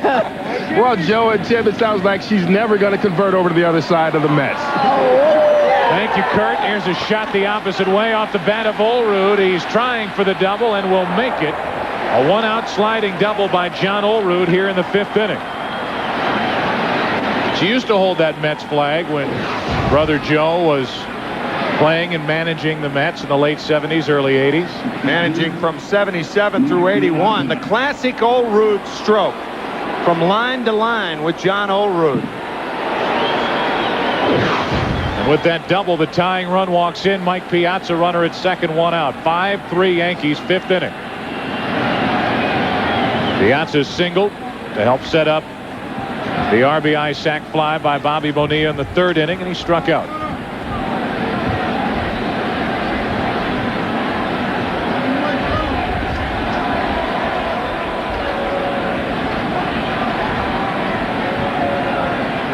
Olerud at second with one down, and Piazza, like a swinging bunt, rolls it foul.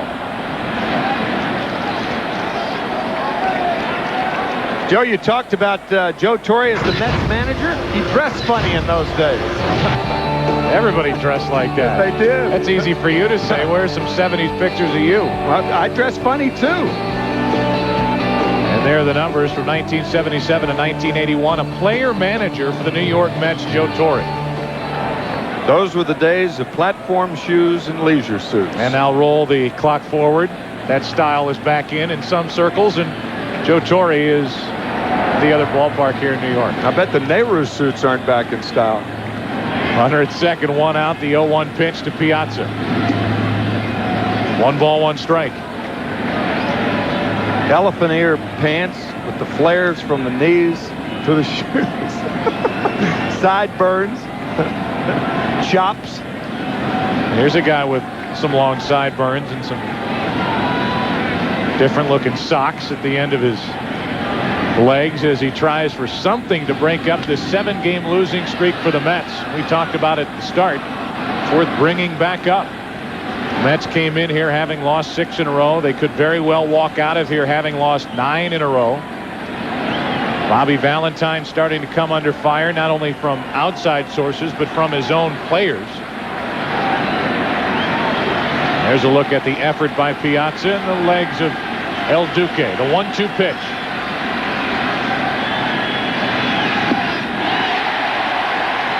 Two gone as Piazza strikes out. Third strikeout for El Duque. And he's gotten one, or Mike Piazza twice actually. The first time up on an inside fastball. And then the sweeping breaking ball. He has been influenced by David Cone of the Yankees with this particular pitch. The ball down and away. Almost every hitter is weak on that pitch. But Piazza will chase with 2 strikes, and he chased then. You could see that red dot right there. Almost you could put that with every hitter who's weak on that particular pitch. But great location by Hernandez. And now it takes a 2-out hit for the Mets from Bobby Bonilla, who has singled and scored and driven in a run with a sac fly to right, a ball that he just got under. Nearly rode out of here. He's hit 4. His average at 163.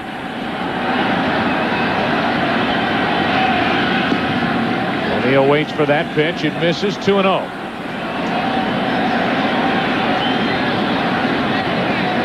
Olerud a 1-out double. Piazza struck out for the 2nd out. And a 2-ball, no strike count on Bonilla.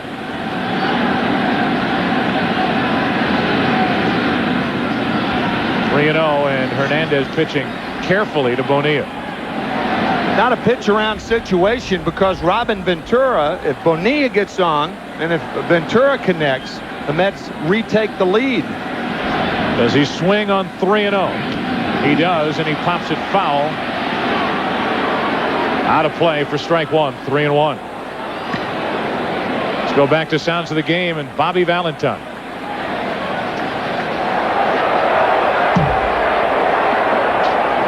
The big ones left. Relax and get them. Come on. Got the big ones left, he said, figuring Piazza probably has a couple of more at-bats before the end of the day. Olerud at second, 2 out, the 3-1 to Bonilla. That'll put 2 on with 2 out for Ventura.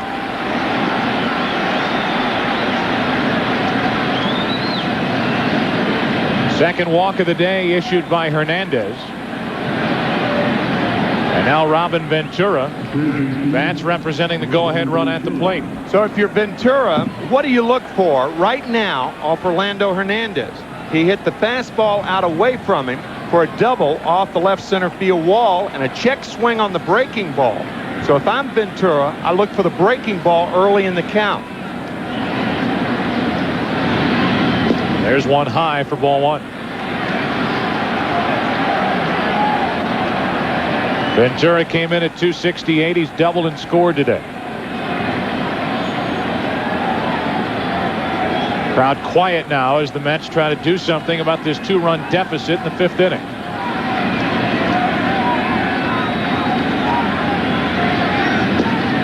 That's a strike, according to Darrell Cousins, and the count 1-1 strike. Talk about the speed on the bases. John Olerud and Bobby Bonilla. It would take a home run to score them both. They are the tying runs with 2 out. Ventura pops it up left side. That ball will get out of play for strike 2. There's that breaking ball again. Robin Ventura with that real open stance, and when hitters do that, they say that they can see the pitch better with 2 eyes, but they have so much to do with the lower part of the body. You see how he swings that right foot around to prepare to hit. It's under that one. Very few advantages, in my view, of an open stance. Crowd comes alive in the 1-2 pitch to Ventura. 2 balls, 2 strikes. They talk about the Mets' problems. As you look at Ventura in that open stance as Hernandez missed outside, they talk about the Mets' problems with getting hits with runners in scoring position, driving in runs. This is a base-to-base team a lot of the time with a lack of speed, as Ventura grounds to second for Knobloch. Guides it over to first, and the inning is over. A 1-out double by Olerud, a 2-out walk to Bonilla. Hernandez gets around it. The Yankees lead by 2 halfway through this one on a Saturday afternoon. Fox Saturday Baseball is brought to you by AC Delco Automotive Parts. AC Delco, if you're not asking for it, you're asking for it. By Pepsi, the thrill of Star Wars Episode 1 and the joy of cola. By MasterCard. MasterCard, proud sponsor of Major League Baseball and fan of the great American pastime. And by Bud Light, for the great taste that won't fill you up and never let you down. Make it a Bud Light. Might be your best way to get here. To get in and out of the Bronx in Yankee Stadium. Ride the train. Bottom of the 5th inning on a gorgeous baseball afternoon here in the Bronx. Yankees lead by 2. And they will send in Jeter, O'Neill, and Williams. And now you start to wonder about that streak of 56 consecutive games of reaching base. He's 0 for 1 with a sacrifice fly.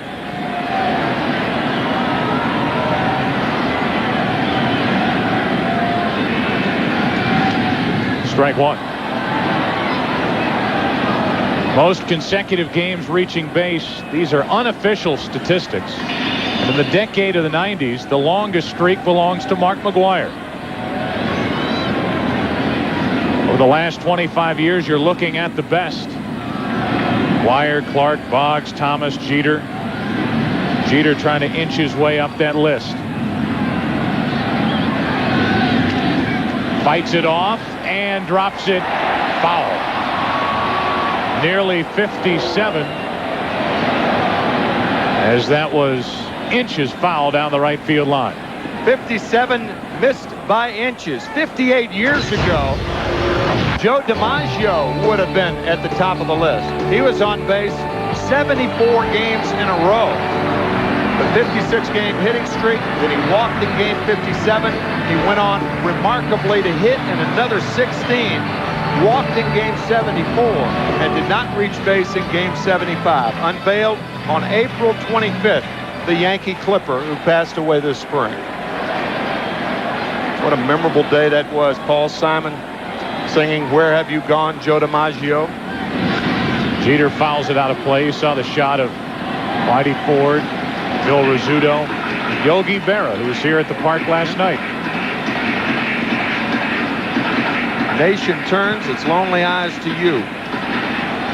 Written by Paul Simon, The Graduate, in 1968, I believe, 67 or 8. And a look out at Monument Park beyond the wall and left center field at Yankee Stadium. The 0-2 pitch misses from Yoshi, 1-2.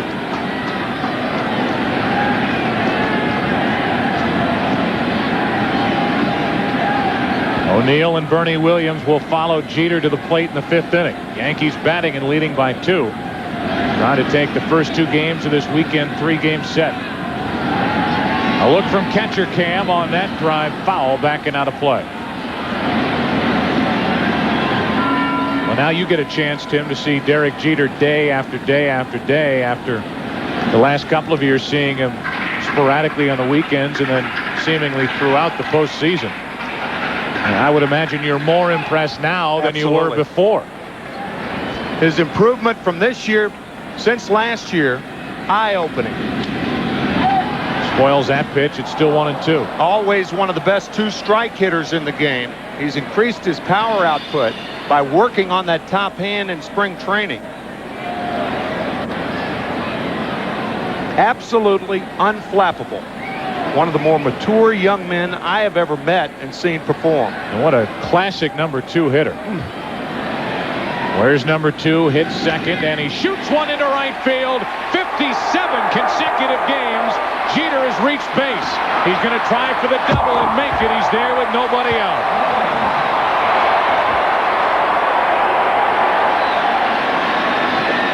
With that stroke of Derek Jeter going the opposite way and doing it with a little power behind it. This ball isn't punched the other way. It's rocketed the other way. Talked about that top hand. A hitter can actually use that top hand when he goes the other way.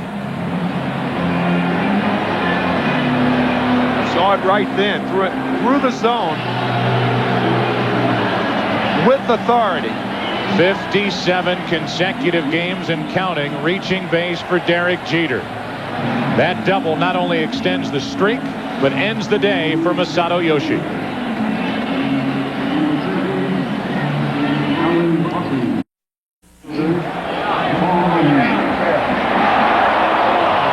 This is his last hitter, I think. This is his last hitter. Prophetic words on the part of Joe Torre as Jeter's double spells the end of the day for Masato Yoshi.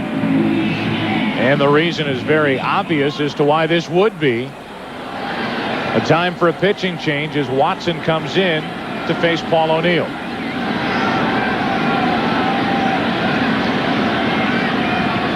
Runner at second, nobody out. O'Neill pops it up. Left side, playable for Ventura. One down and a big out on one pitch from Alan Watson. O'Neill does not advance the runner. That'll be cause for frustration from one of the game's most intense players, Paul O'Neill. Masato Yoshi now just watching as he can't get through 5 innings today. This belongs to New York native Alan Watson. Yeah, and once again, that was not a disparaging remark about Masato Yoshi from Joe Torre. It was because Alan Watson, the left-hander, was coming in to face Paul O'Neill. Let's listen in Cleveland. Chip Carey is standing by. Sammy Sosa must be coming up. Okay, Joe and Tim, thank you very much. Chip Carey, Jeff Torborg from Jacobs Field in Cleveland, where the Chicago Cubs are threatening to take the first 2 games of this 3-game weekend series. Sammy Sosa stands in with Mickey Morandini at first and nobody out in the 7th inning. Sosa today has singled. He's driven home a run. He's scored. He's walked. He's also struck out. The Cleveland Indians, the only team that Sammy Sosa has faced in the big leagues against which he has not home run. So a chance for that against his former teammate Dave Stevens. And a strike call over the outside corner. Sosa, the National League home run leader with 19. And 45 runs driven in. He had a splendid month of May, hitting 13 home runs for the Chicago Cubs. The 0-1. Over the outside corner, a beautiful pitch, 0-2. Well, Chip, we've talked so much about how Sammy has progressed as a hitter the longer he stayed in the big leagues, and last year he really put his game together, obviously, with 66 home runs. But to take a look at him, he does some little things that are interesting. If you look at his right hand, his top hand on the bat, his index finger is not even on the bat. It's out straight. A lot of hitters will do that, especially power hitters, because they feel that it loosens the top hand up and makes their hands quicker. But if we can take a shot of it, you'll see the right index finger sticking out. The 0-2. Good cut, foul back. And we talked about his changing of his hands. Major league hitters change their hands, change their stance. Well, Sammy has gone to the wide stance where he steps back. Now see the index finger. In fact, the index finger on both hands. You can see that they are just sticking out off the bat. What it does is it loosens your hands up, and now the bat flies through your hands when you go to swing. 0-2 again to Sosa. Instead to first. But I really believe, watching him last year, that wide stance where he got that little trick from Jeff Pentland where he would bring his left foot back, touch the ground, and then stride forward, kept him back, made him more selective, and it kept him back where he just was that much better hitter. And boy, did he ever unload last year. Again, the 0-2, and again, they throw to first. Sosa had a major league record month of June last year, hit 20 home runs. A little earlier start this year. What do you have? 13 in May. 13 in May and already 2 this month. And it's only the 4th of June.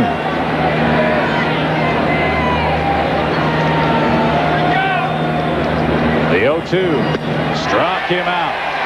That's the place you can get Sosa. He loves the ball down. That one, however, under his hands. So that's it for Sosa in that at bat. He sticks with 19 home runs after an intentional pass to Bernie Williams. Here comes the 2-2 pitch with 2 on, 1 out to Tino Martinez. And Watson was able to get that past him for the strikeout. Good work by Alan Watson. He's come in to get O'Neill on a pop-up. The intentional walk to Williams. He strikes out Tino Martinez, who is now 2 out of 3 with a home run. To bring in Chili Davis, a look at today's General Motors game summary. Jeter just extended that streak in the bottom of this 5th inning, a leadoff double. Tino Martinez has a home run, now 2 out of 3. Brocious 2 for 2 at the bottom of the Yankee lineup. And the Mets 1 out of 7 with runners in scoring position. That's nothing new for the New York Mets. The Mets, with nobody on base or a runner on at first, have a 284 average with runners in scoring position, a 247 average coming into this game. 3rd worst in the National League. The numbers for Alan Watson. A record of 2-2 in 12 games. He was in the starting rotation, got hit in the foot in the series against the Arizona Diamondbacks. Back in the bullpen as he brings it low and away to the right-handed hitting now. Chili Davis, who turns around and bats right-handed for the first time this afternoon. 2 on, 2 out.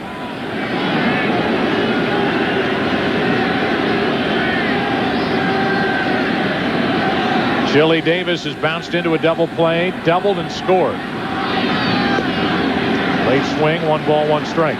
One of the reasons for the success of Alan Watson, what success he enjoys, is that very deliberate, unusual delivery.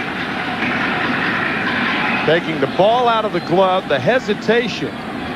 Got to be very difficult to pick him up. Former #1 draft pick of the St. Louis Cardinals. That delivery to the plate is something new. The 1-1 delivery. A little hesitation and a strike over the outside corner. 1 ball, 2 strikes. Pitchers of his ilk are referred to as hookers. A guy like Rick Sutcliffe of the Chicago Cubs used to hook the ball behind his back. And you can see how Alan Watson, it's a form of hooking the ball behind your back. A lot of guys work on getting out of that habit. Alan Watson worked on getting in it. Little flare into center is going to fall in for a hit. Jeter will score without a play. 2 out RBIs today for the Yankees, and they lead by 3.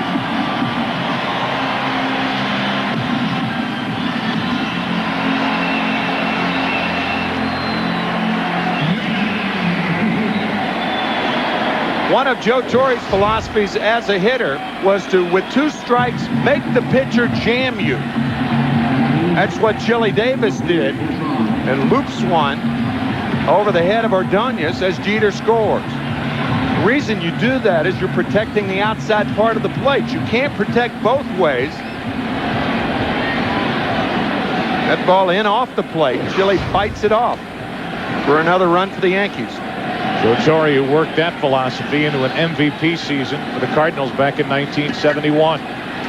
Looking out at 2 on, 2 out. Jorge Posada at the plate. Switch hitting catcher comes up late, strike 1. Posada this afternoon is 0 for 2. He's grounded out twice. Yankees got a 2-out RBI double from Brocious in the 4th. And they get a 2-out RBI single from Chili Davis here in the 5th, and now lead by 3.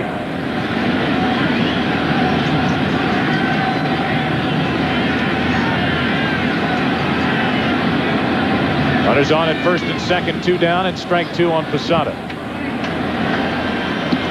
This year has been more or less a blip on the radar screen, or a little dive down on the graph, the progress for Jorge Posada. He has progressively been getting better with the help of Joe Girardi, the other catcher with the Yankees in this season. He comes in hitting only .205, and defensively he has really struggled.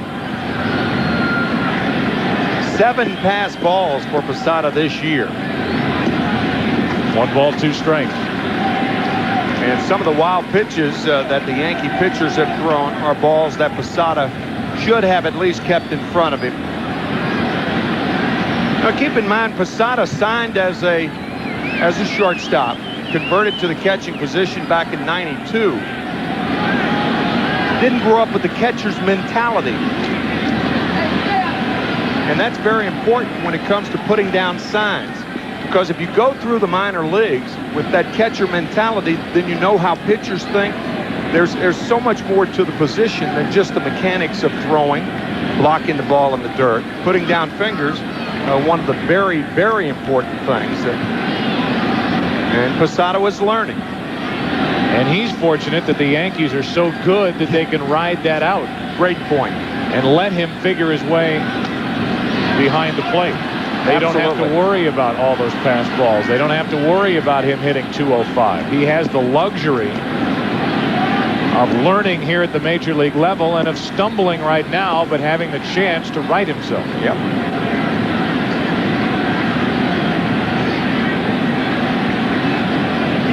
Posada had 7 pass balls in all of 1998. The 1-2 pitch. 2 balls, 2 strikes from Watson. Alan Watson, who grew up here in New York, really favored the game of basketball over baseball as he grew up. He was a top high school basketball player while he was in this city, and now pitching with the Mets. Signing on as a free agent with the Angels, letting him go after last season. The 2-2 to Posada. Popped up into shallow right. Long run for Cedeno. Near the line. Nice play, and the inning comes to a close. But the Yankees come up with 1 more. 1 run in the 5th inning on 2 hits and an intentional walk. Yankees have stranded 4 and lead by 3.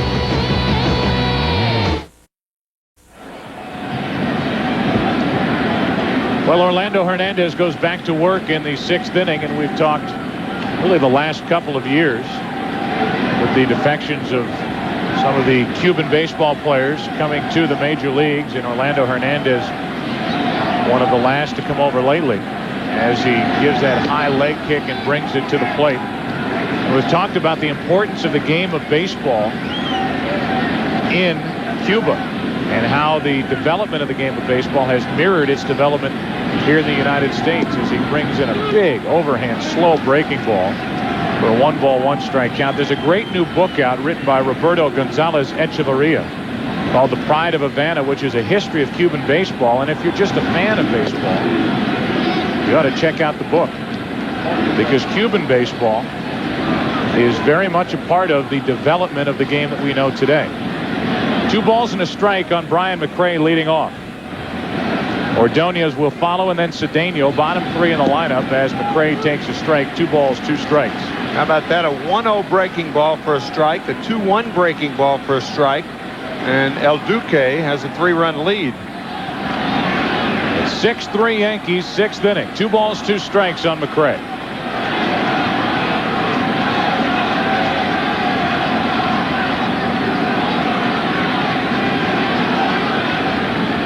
McRae has driven in a run with an RBI ground out, bounced out to second. And the 2-2. Floats in there high, 3 balls, 2 strikes. Joe, talking about baseball in Cuba, the 2 starters today, Yoshi, as you look at Ray Ordonez, Yoshi and Hernandez, 2 of 82 foreign-born pitchers in the major leagues.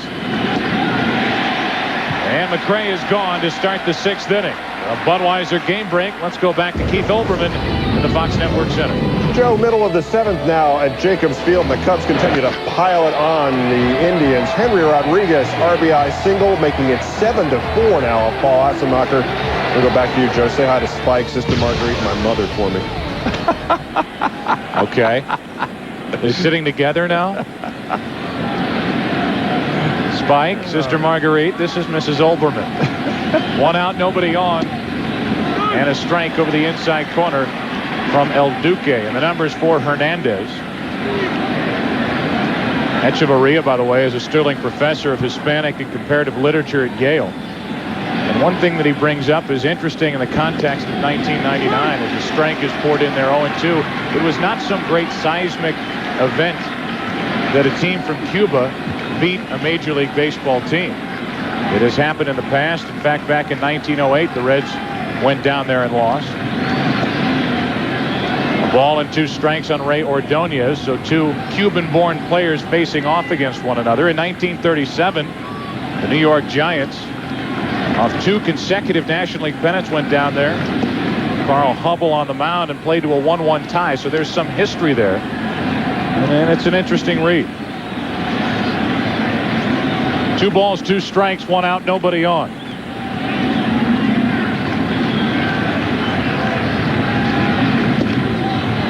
Ball 3. Crowd thought it was strike 3, and it's a full count.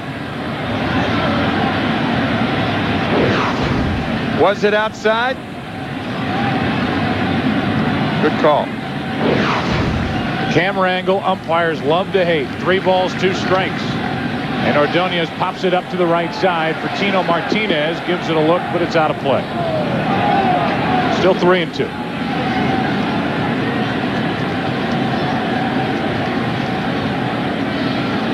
On deck, the number 9 hitter Cedeno, who's reached base twice and has been running all over the place once he's reached base. He's stolen 2 and been running 2 other times as Ricky Henderson made the final out of an inning.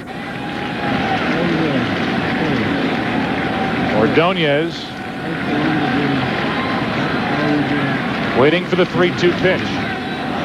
Fouls that one out of play.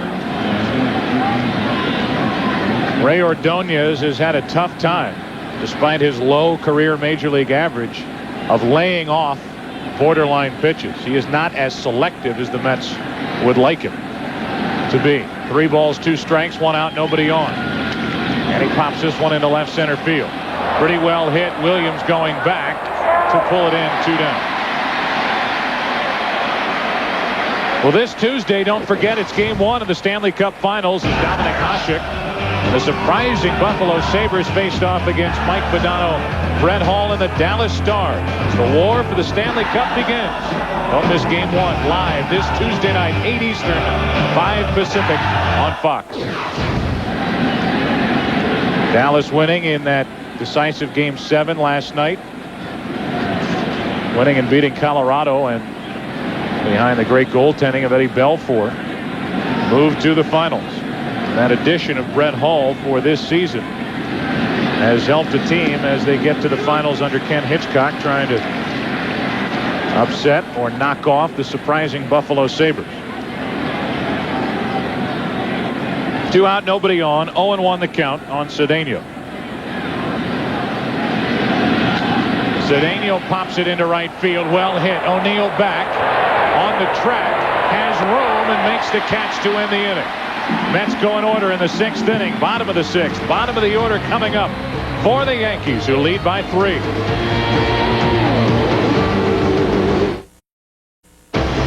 Fox Saturday Baseball is brought to you by the people inspired to build vehicles for your mind and heart. Nissan. Driven.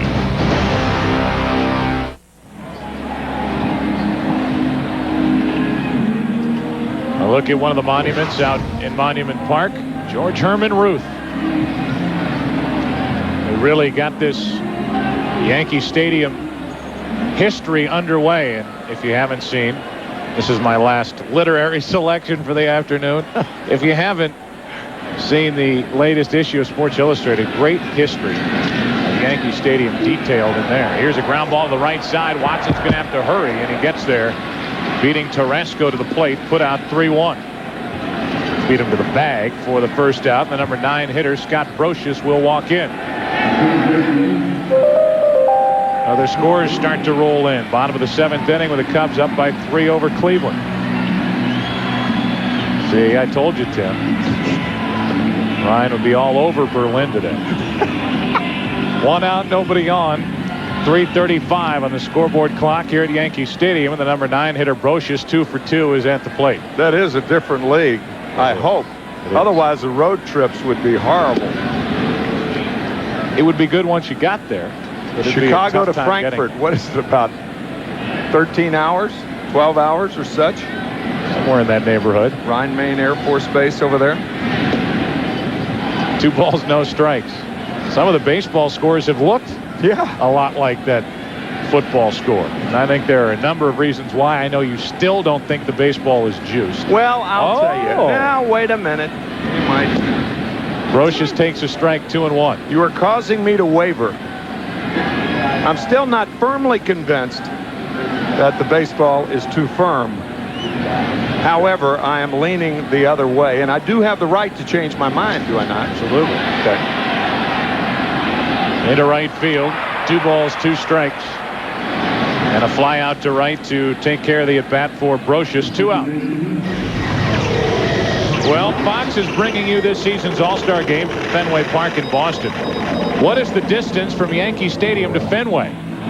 You can record your answer online at foxsports.com. All correct answers are eligible to win a new Nissan truck. The winner of the drawing will be announced at the All-Star game.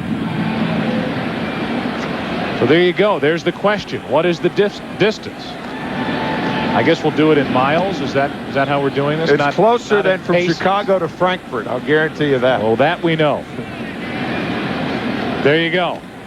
People are already lined up trying to get the right measurement and distance between Yankee Stadium and Fenway Park.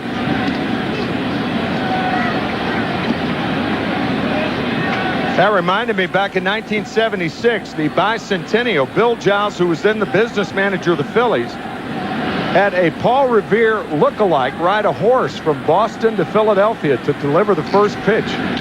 That's down into the left field corner, and Knobloch will have an easy double as Henderson digs it out. Knobloch is on for the 2nd time today. So that rider could tell you the distance by horseback. I mean, from Boston to Philadelphia, but not Boston to New York. So we haven't even determined what gate you have to get to at Fenway Park. I mean, that could be a few extra paces. You want to be eligible for the truck. There's the first part of your journey. Now cue the blimp in Boston. They don't have a blimp in Boston. It's over Yankee Stadium now. There you go, north. And as you look, that is the distance. That is the question. I don't know about construction on the highway, renovations on the highway. It's way, way over there. An intentional pass being handed out to Derek Jeter.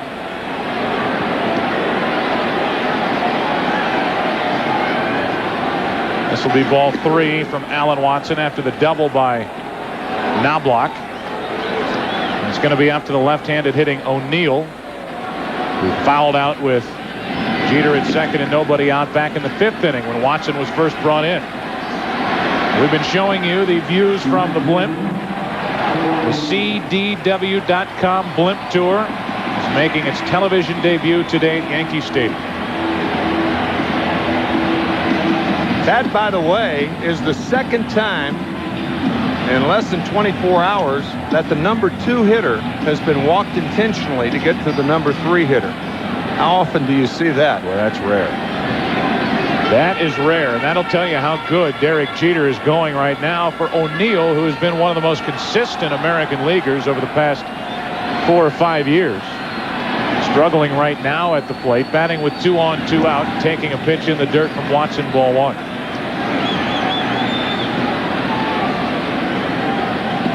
Paul O'Neill is 0 for 3, does have an RBI ground out. He's driven in 32 runs this season. One of the main differences between the Yankees this year and last year, the slugging percentage, the production of the big bats in this lineup with O'Neill, Williams, Tino Martinez, not doing what they did a year ago to this point. 2 on, 2 out, the 1-0 pitch. Popped up into center, should end the inning. McRae there. Now he can't see it, but he recovers to end the 6th inning. We'll be back for the 7th after these words from your local Fox station. 6-3 Yankees.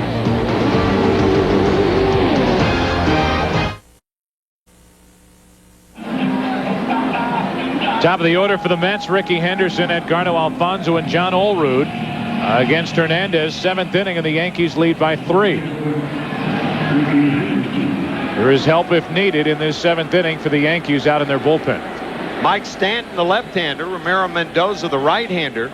Keep in mind that neither the Mets nor the Yankees have a complete game this year. Ricky Henderson 0 for 3 as he takes a breaking ball low and away for ball 1. To give you an idea of how things have changed, Bob Gibson in 34 starts in 1968 had 28 complete games. Juan Marichal, the winner of 26 games in 1968, had 30 complete games. Soon thereafter, the pitching mound was lowered. The next year, 1969. 2 balls, no strikes on Henderson, trying to get something started. He's very patient. He's up on the count 3-0.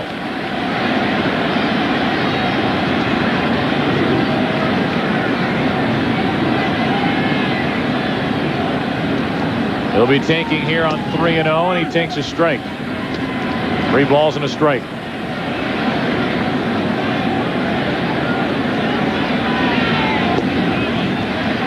Ball 4 puts the leadoff man on here in the 7th inning for the Mets. We already mentioned that Ricky Henderson played here with the New York Yankees. He did it between 1985 and parts of 1989. When you put a bigger than life athlete in the city of New York, you're going to get some sparks, and that was certainly the case with Ricky Henderson. 1,308 stolen bases.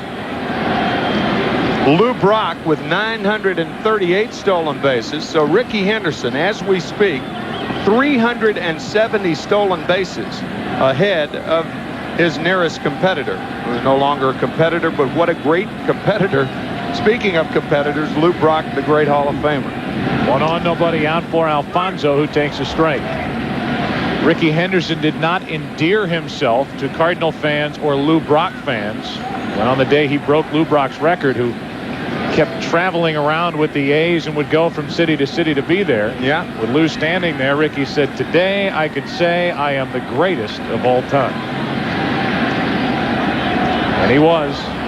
He still is. And he is still going. Well, he is in such tremendous shape. I mean, the shape that he has kept that body in allows him to stay at the top of this lineup and still steal bases. Not as fast as he once was, but he could still steal bases.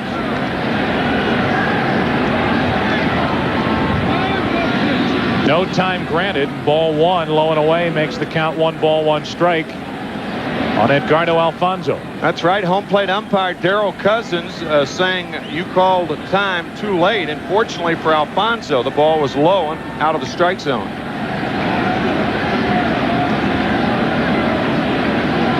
Scoreboard still has 0-1. I believe it's 1 ball, 1 strike. Darrell Cousins has not corrected the scoreboard, however. Nonetheless, the next pitch, runner going, and a base hit into right center field. Ricky Henderson will head to third, and it's 1st and 3rd with nobody out as Henderson starts it. The 40-year-old leadoff hitter gets a walk, and Alfonzo helps the Mets with a hit to right center. That is probably going to be all for Orlando Hernandez. When you're 3 runs down in the late innings, you don't normally hit and run. What I think happened was that Henderson ran, and Alfonzo got the hit to right field. Now, it looks like a hit and run, but I do not think it was, because normally you don't do that when you're 3 runs down, but it was executed beautifully. A great piece of hitting by Alfonzo. Still no complete games for either side, either the Yankees or Mets. Hernandez gone in the 7th to a big ovation at Yankee Stadium.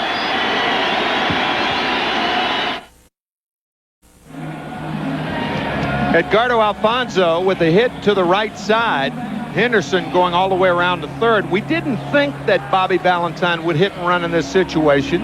He may have put it on. What do you think after this soundbite? Hate to put on a hit and run here and waste it out when we could steal it, you know?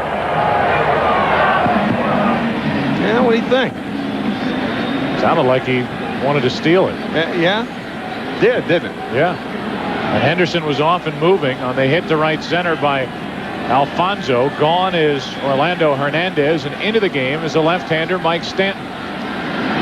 Record of 1-2, has made one start this year. And he deals with John Olerud, representing the tying run at the plate here in the 7th. The .298 hitter against left-handed pitching is Olerud. First and third, nobody out. And a strike over the outside corner from Stanton.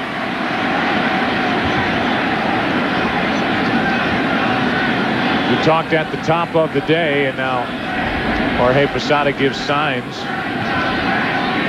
to the fielders out behind Mike Stanton with his first and third nobody out situation. Before it's all over in 1999, the Yankees are going to miss and somehow try to fill the void left by Graham Lloyd. Absolutely.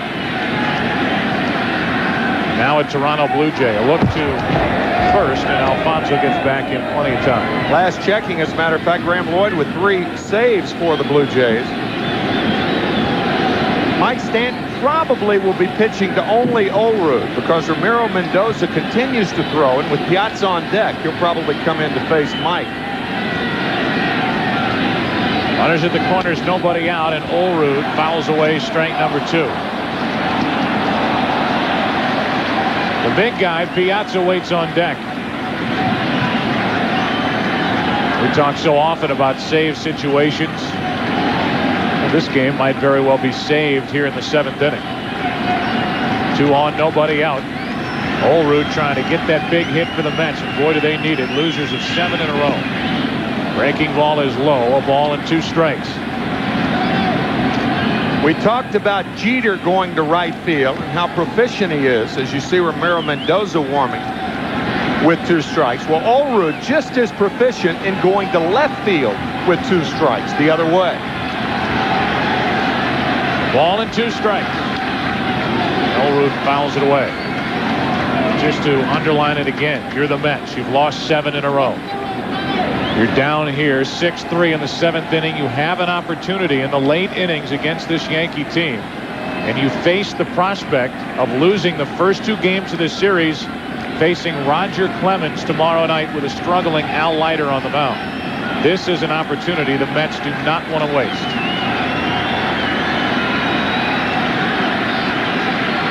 Runners at the corners, nobody out, and Olerud spoiling some pretty tough pitches.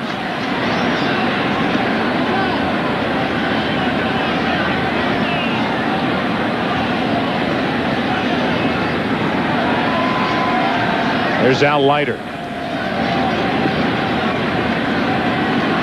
Signed a contract extension. Free agent in the offseason. They quickly locked him back into the Mets rotation, and he has had a rough start. The 1-2 to Olerud. Got it. 1 away. And a big strikeout for Stanton.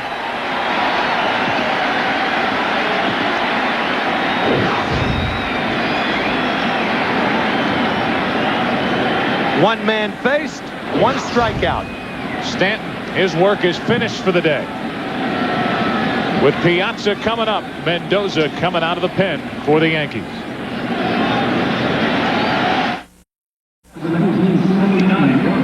A look at Mike Piazza, and it'll be Piazza against Mendoza, with Mike representing the tying run here in the 7th. What did Mike do the first 3 times up against Orlando Hernandez? First inning, fastball up and in, strikeout.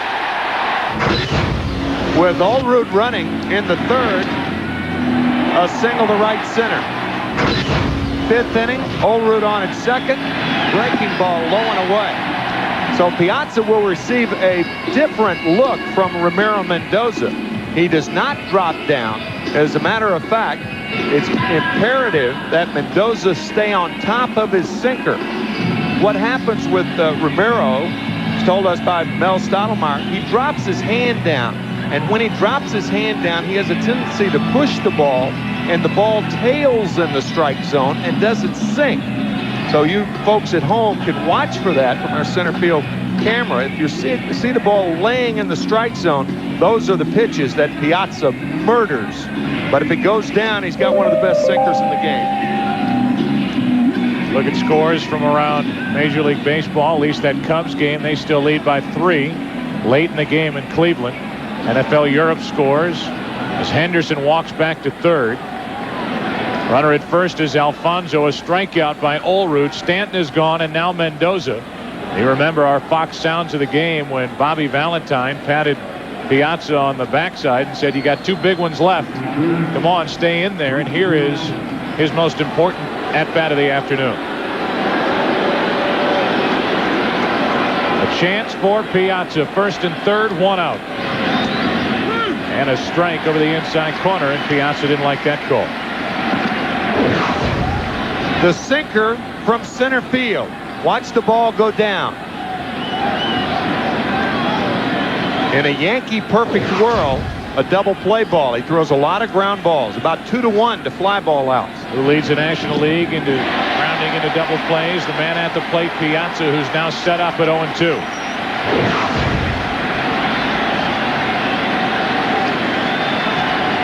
Piazza swinging over that sinker. Runners at the corners, 1 out. Mets trail by 3 here in the 7th. 2 out.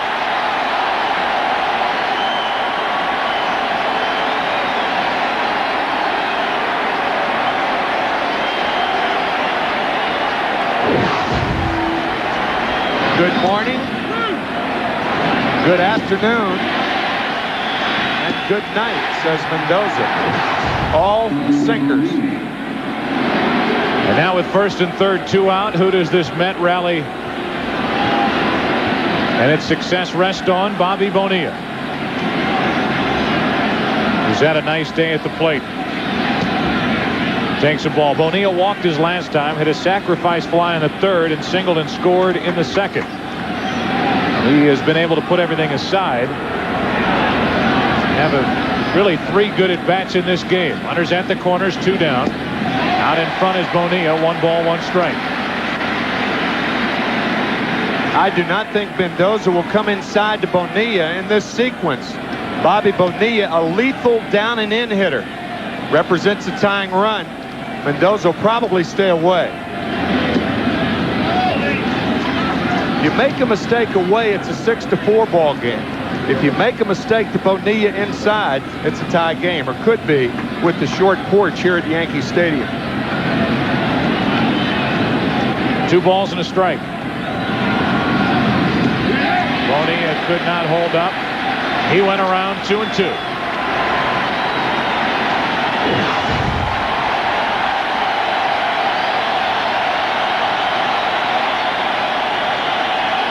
Another look at strike 2 on Bonilla as this crowd comes alive at Yankee Stadium, wanting the top of the 7th to end right now. An early jump on the 7th inning stretch for those who root for the Yankees. The Mets have lost 7 straight. They lose a golden opportunity in the 7th with the heart of the order at the plate.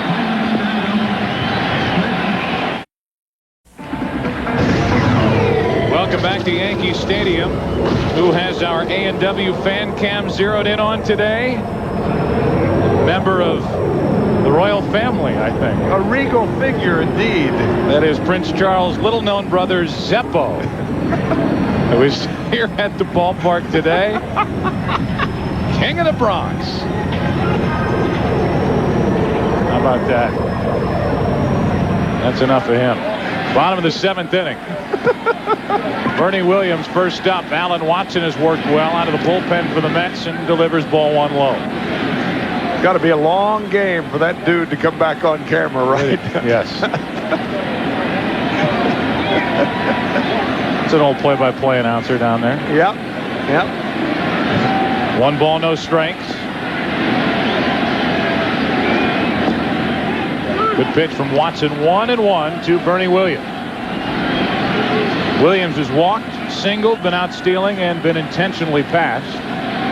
Tino Martinez followed that intentional walk with a strikeout back in the 5th. Hard hit, backhanded stab, Ventura. So good over there. Long throw again. Robin Ventura, who has made only 3 errors all season, has mixed right into this infield for the Mets, and I know you think it's one of, if not the best defensive infields in the game. Absolutely. Even with Alfonso moving to second, fine play by a guy who won the Gold Glove in the American League last year, Robin Ventura. Such a vital part of this infield and the defensive success is the guy who caught that throw, Olrud. That play doesn't point it out, but there have been so many times when Ordonez will make some crazy play, get it over to first, bounce it over there, and who's over there to dig it out? Olrud, who might not be Keith Hernandez for the Mets over at first base, but he is a good target for these New York Met infielders. 0-2 on Martinez.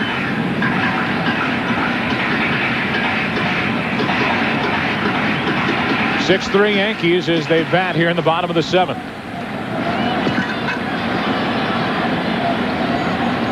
Tino Martinez 2 out of 3 today. Got away from Watson. What was that?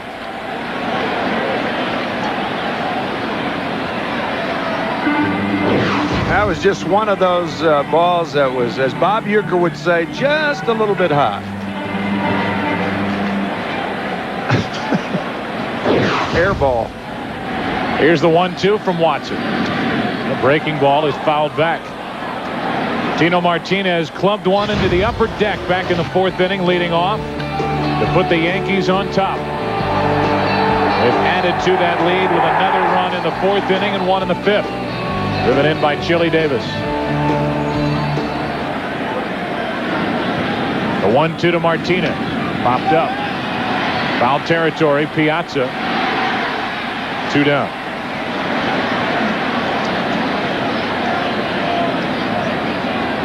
CDW Computer Center, celebrating their 15th anniversary, is proud to provide these magnificent live shots over Yankee Stadium here in the Bronx. They make their television debut today, and so far so good. Absolutely gorgeous day. Arabu up and throwing, probably throwing between starts. No intention of going in the game, one would not think, being the 5th starter. Low humidity today in the Bronx. What a gorgeous day for baseball. 2 out bases empty for Chili Davis, 2 out of 3.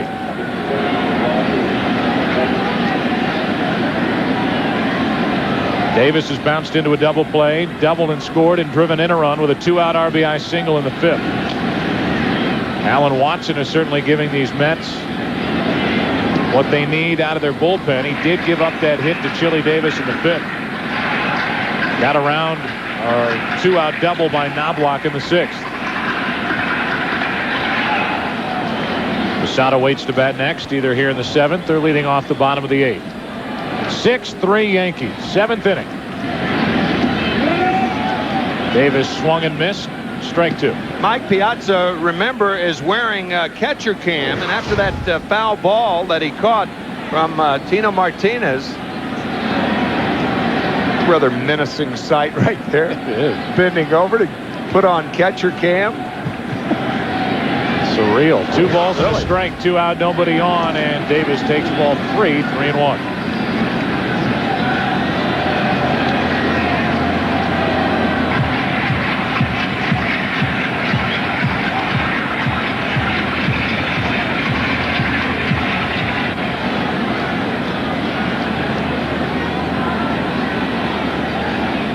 Base is empty with 2 out.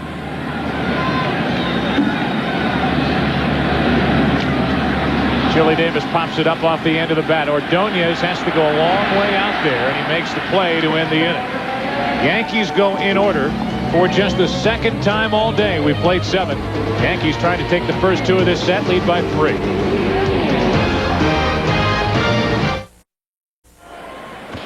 First pitch is a ball up and into Robin Ventura. We're underway in the 8th inning with the Yankees leading by 3.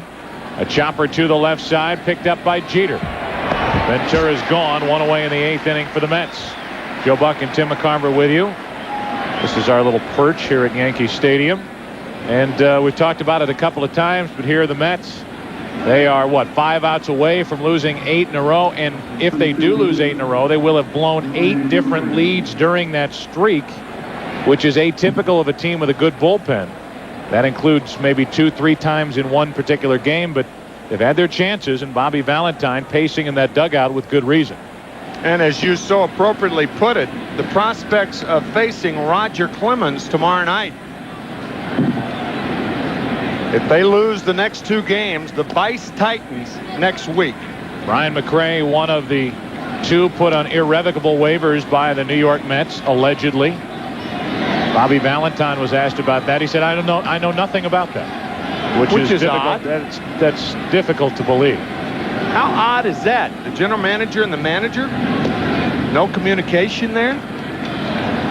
He said, go talk to Steve Phillips. How can Bobby Valentine not know that Bobby Bonilla and Brian McRae were put on irrevocable waivers? Here's a fly ball to center off the bat of McRae. 2 up, 2 down. You know, look, Bobby Valentine, by his own admission, he'd be the first guy to tell you, has always been a controversial figure. True.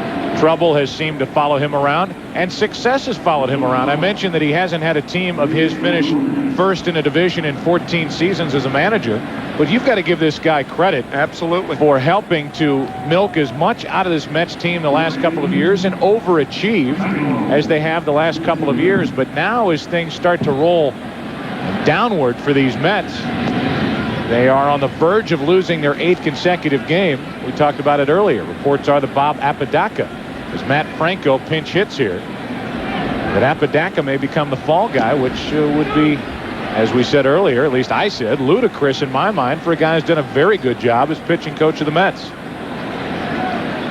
It was Bob Apodaca who came with Bobby Valentine. They both were manager and pitching coach and manager, respectively, for the Norfolk Tides when Dallas Green was fired in August of 1996.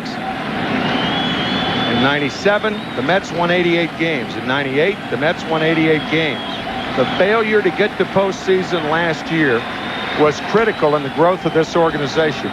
If they get to postseason and then make all the moves that they made, they go into making those moves with a great deal more confidence than losing the last 5 games of the season. And if you want to study opposites, you look in the other dugout. Joe Torre has been such a calming influence here at Yankee Stadium, and they've done nothing but succeed under him. And again, Bobby Valentine, a very controversial figure.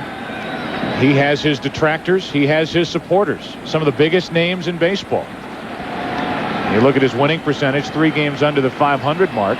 He's done a nice job with these Mets the last couple of years, but when it starts to roll downhill, then people start coming out of the bushes to take their shots at a guy who has had his problems with people over the years. And again, he's had some people that have really supported him. When I say their shots, I'm talking about comments. Brian McRae has been very open about his criticism of Bobby Valentine. That's into the corner. By Carrasco, as has Bobby Bonilla. A 1-2-3 inning for the Yankees as we go to the bottom of the 8th. They lead the Mets by 3.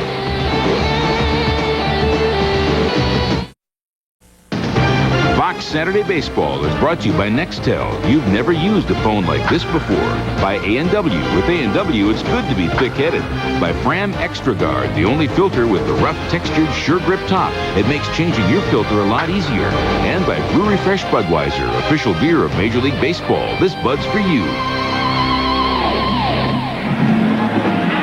A look at LaGuardia in the foreground. In the background, Shea Stadium, where we will be next Saturday for a rematch of that 1986 World Series. The Boston Red Sox and the New York Mets.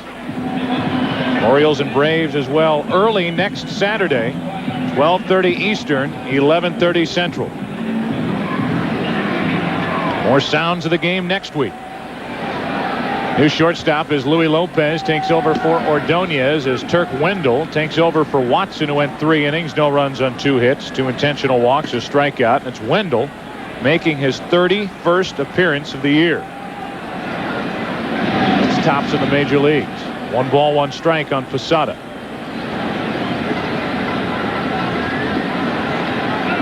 The Yankees striking against the starters of the Mets, and we mentioned back in the 3rd, 4th inning, if they were going to get the New York Mets, who had a 3-0 lead, don't forget, in this ball game, they're going to have to get them early, because this bullpen can shut you down, and for the most part, that's what Watson has done and Wendell is trying to do. That's the definition of getting jammed, as Posada's jammed by Wendell, 1 down.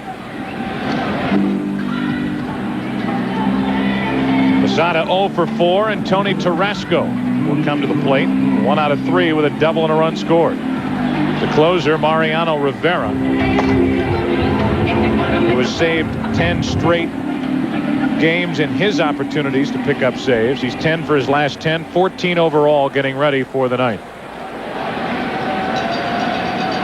Tarasco with 1 out, nobody on. Ooh.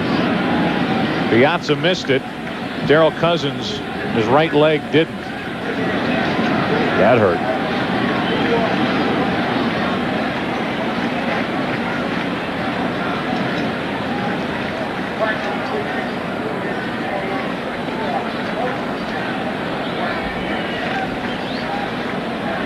Turk Wendell with that ritual where he slams the rosin bag down at Shea Stadium. He has not done that here at Yankee Stadium. It is a far cry from what he used to do. As superstitious as anybody you'll run across. Think he's ever stepped on a white line ever in his life? No. No. He hops over the foul lines. That's foul. That's why he hops over. They can be your friend, that foul line.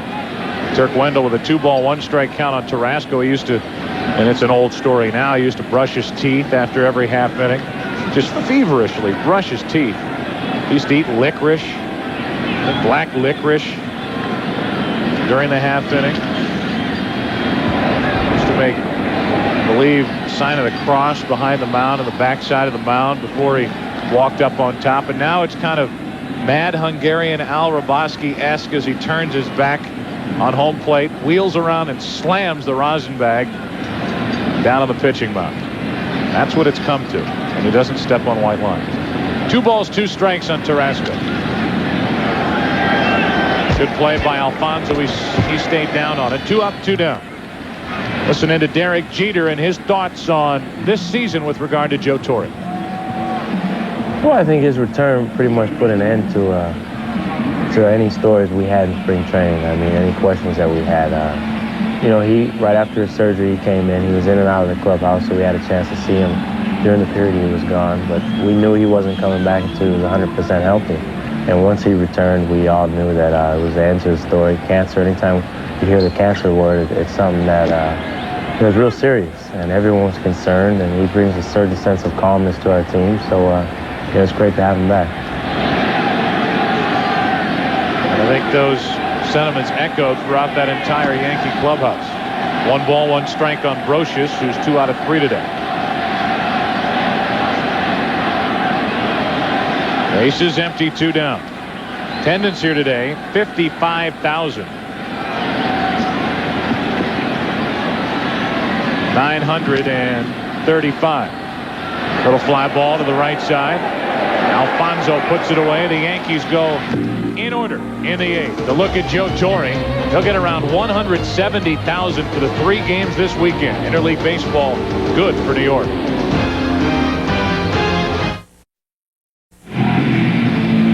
A look at Mariano Rivera in to try to save it again for the Yankees against the Mets. It's time for today's play of the game, brought to you by Energizer. And Tim, this one's easy to pick. This might be the play of the year already. Great play by Hernandez. Couldn't get it out of his glove, so he throws the glove and the ball to Tino Martinez. That's fun. And he did it the tough way, overhand, and Martinez was there to catch it for the out. That was back in the 2nd inning. And a ball hit back to the mound by Ordonez. Here is Mariano Rivera. Great numbers. 14 saves and an ERA of 1.64. I wonder if Orlando Hernandez has ever done that before in his life. Looked like he had. Yeah, it did. Here's Cedeno, the number 9 hitter, leading it off and taking a strike. It's like having 2 leadoff hitters back-to-back here in the 9th inning for the Mets, who trail by 3. Cedeno has been on base twice.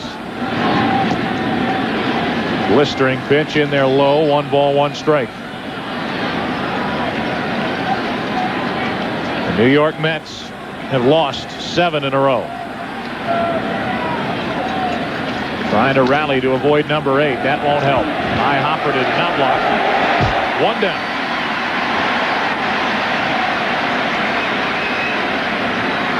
Folks, this copyrighted telecast is presented by authority of the Commissioner of Baseball and may not be reproduced or retransmitted in any form.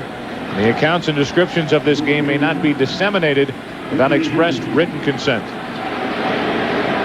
1 out, and in walks Ricky Henderson. The Mets wondering if this losing streak will grow to 8, with the unenviable task of trying to break that 8-game losing streak tomorrow night against Roger Clemens,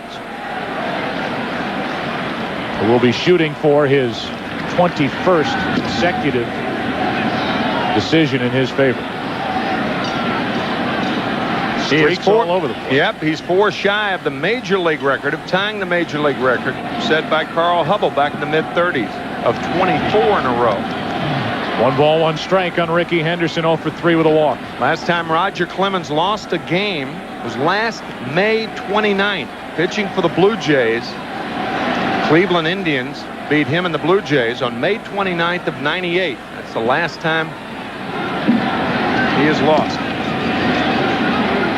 Henderson leans back from ball 2, 2-1. Most consecutive victories since 1900. Clemens up to 20 between last year and this. While Hubble, Elroy Face in front of him. Going for number 21 tomorrow night. 2 balls and a strike. Henderson chased one there. 2-2. 95 miles per hour from Mariano Rivera. And Ricky, a bit miffed. You rarely see him go out of the strike zone and swing at bad pitches, but he did then. And now Rivera has him set up for a strikeout. 2 balls, 2 strikes.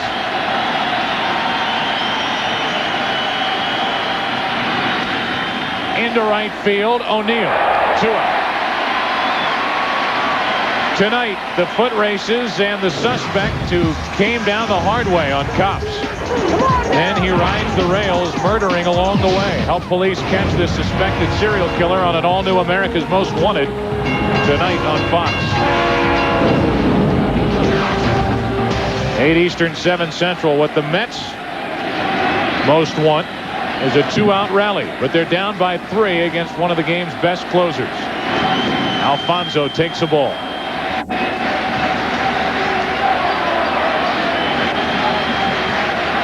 Strong start from El Duque today. Great bullpen work for the Yankees when they needed it in the 7th inning. And the big hitters for the Mets did not come through. Down by 3, runners at first and third, nobody out. Olerud struck out against Stanton. Mendoza came in to strike out Piazza, and Bonilla back-to-back threat over, and quite possibly game over at that point. And the Mets have not had a base runner since. Bullpen perfect today for the Yankees so far. The 1-1 to Alfonso. 2 balls and a strike.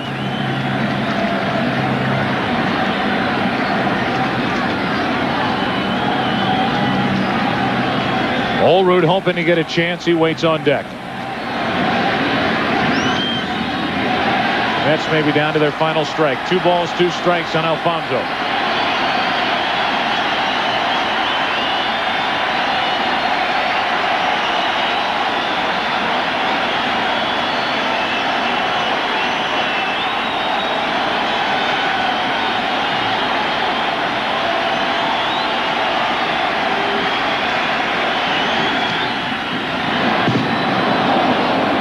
The front of the upper deck, off to the right, still 2-2.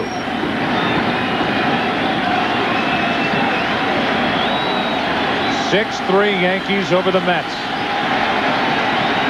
The Mets in 3rd place now in the National League East. To fall under the 500 mark here today. Just outside, and Darrell Cousins flinched but didn't ring him up.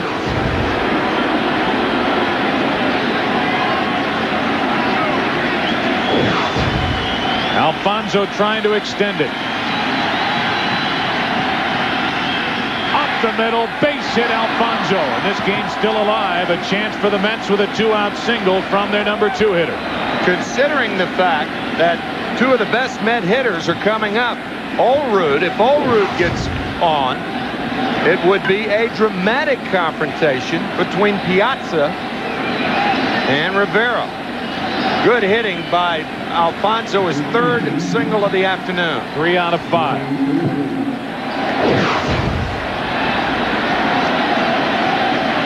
And now for Bobby Valentine, John Olerud. Ball 1. Mike Piazza waits on deck. If he bats here in the 9th inning, he will represent the tying run. It's up to Olerud to get him to the plate. Couldn't hold up, a ball and a strike.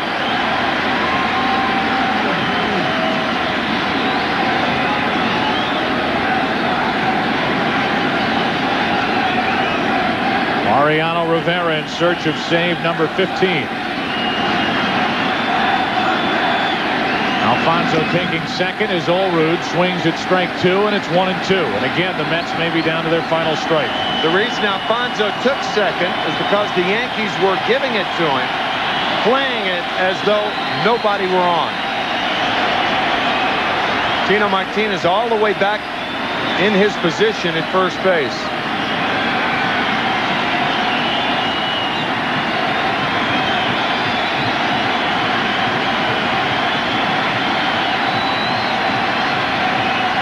The 1-2 to Olerud. Third base side for Brocious. Just out of his reach, 1 row back.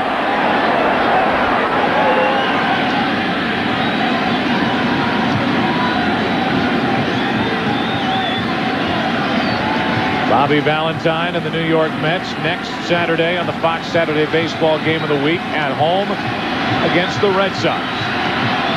Interleague play will continue. The first place Boston Red Sox. Again, the 1-2. 2 balls, 2 strikes.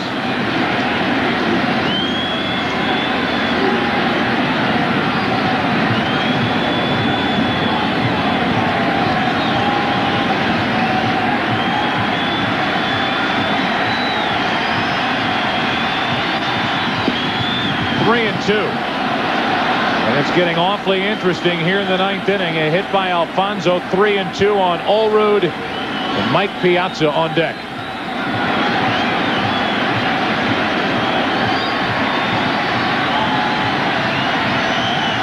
Three-two pitch. Into shallow left. In is Tarasco. Game over. And the Yankees take the first 2 games of this 3-game set. And our first installment of Fox Saturday Baseball Game of the Week goes to the Yankees, and the Mets' troubles continue. They continue. They will be facing Roger Clemens tomorrow night. And as we said in our pregame remarks, the vice continues to tighten.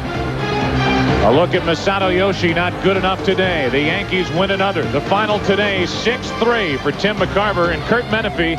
I'm Joe Buck saying so long from Yankee Stadium, where the Yankees take it 6-3 over their crosstown rivals, the New York Mets. Interleague Baseball. And you've been watching Fox Sports coverage of Major League Baseball. Good evening from Yankee Stadium.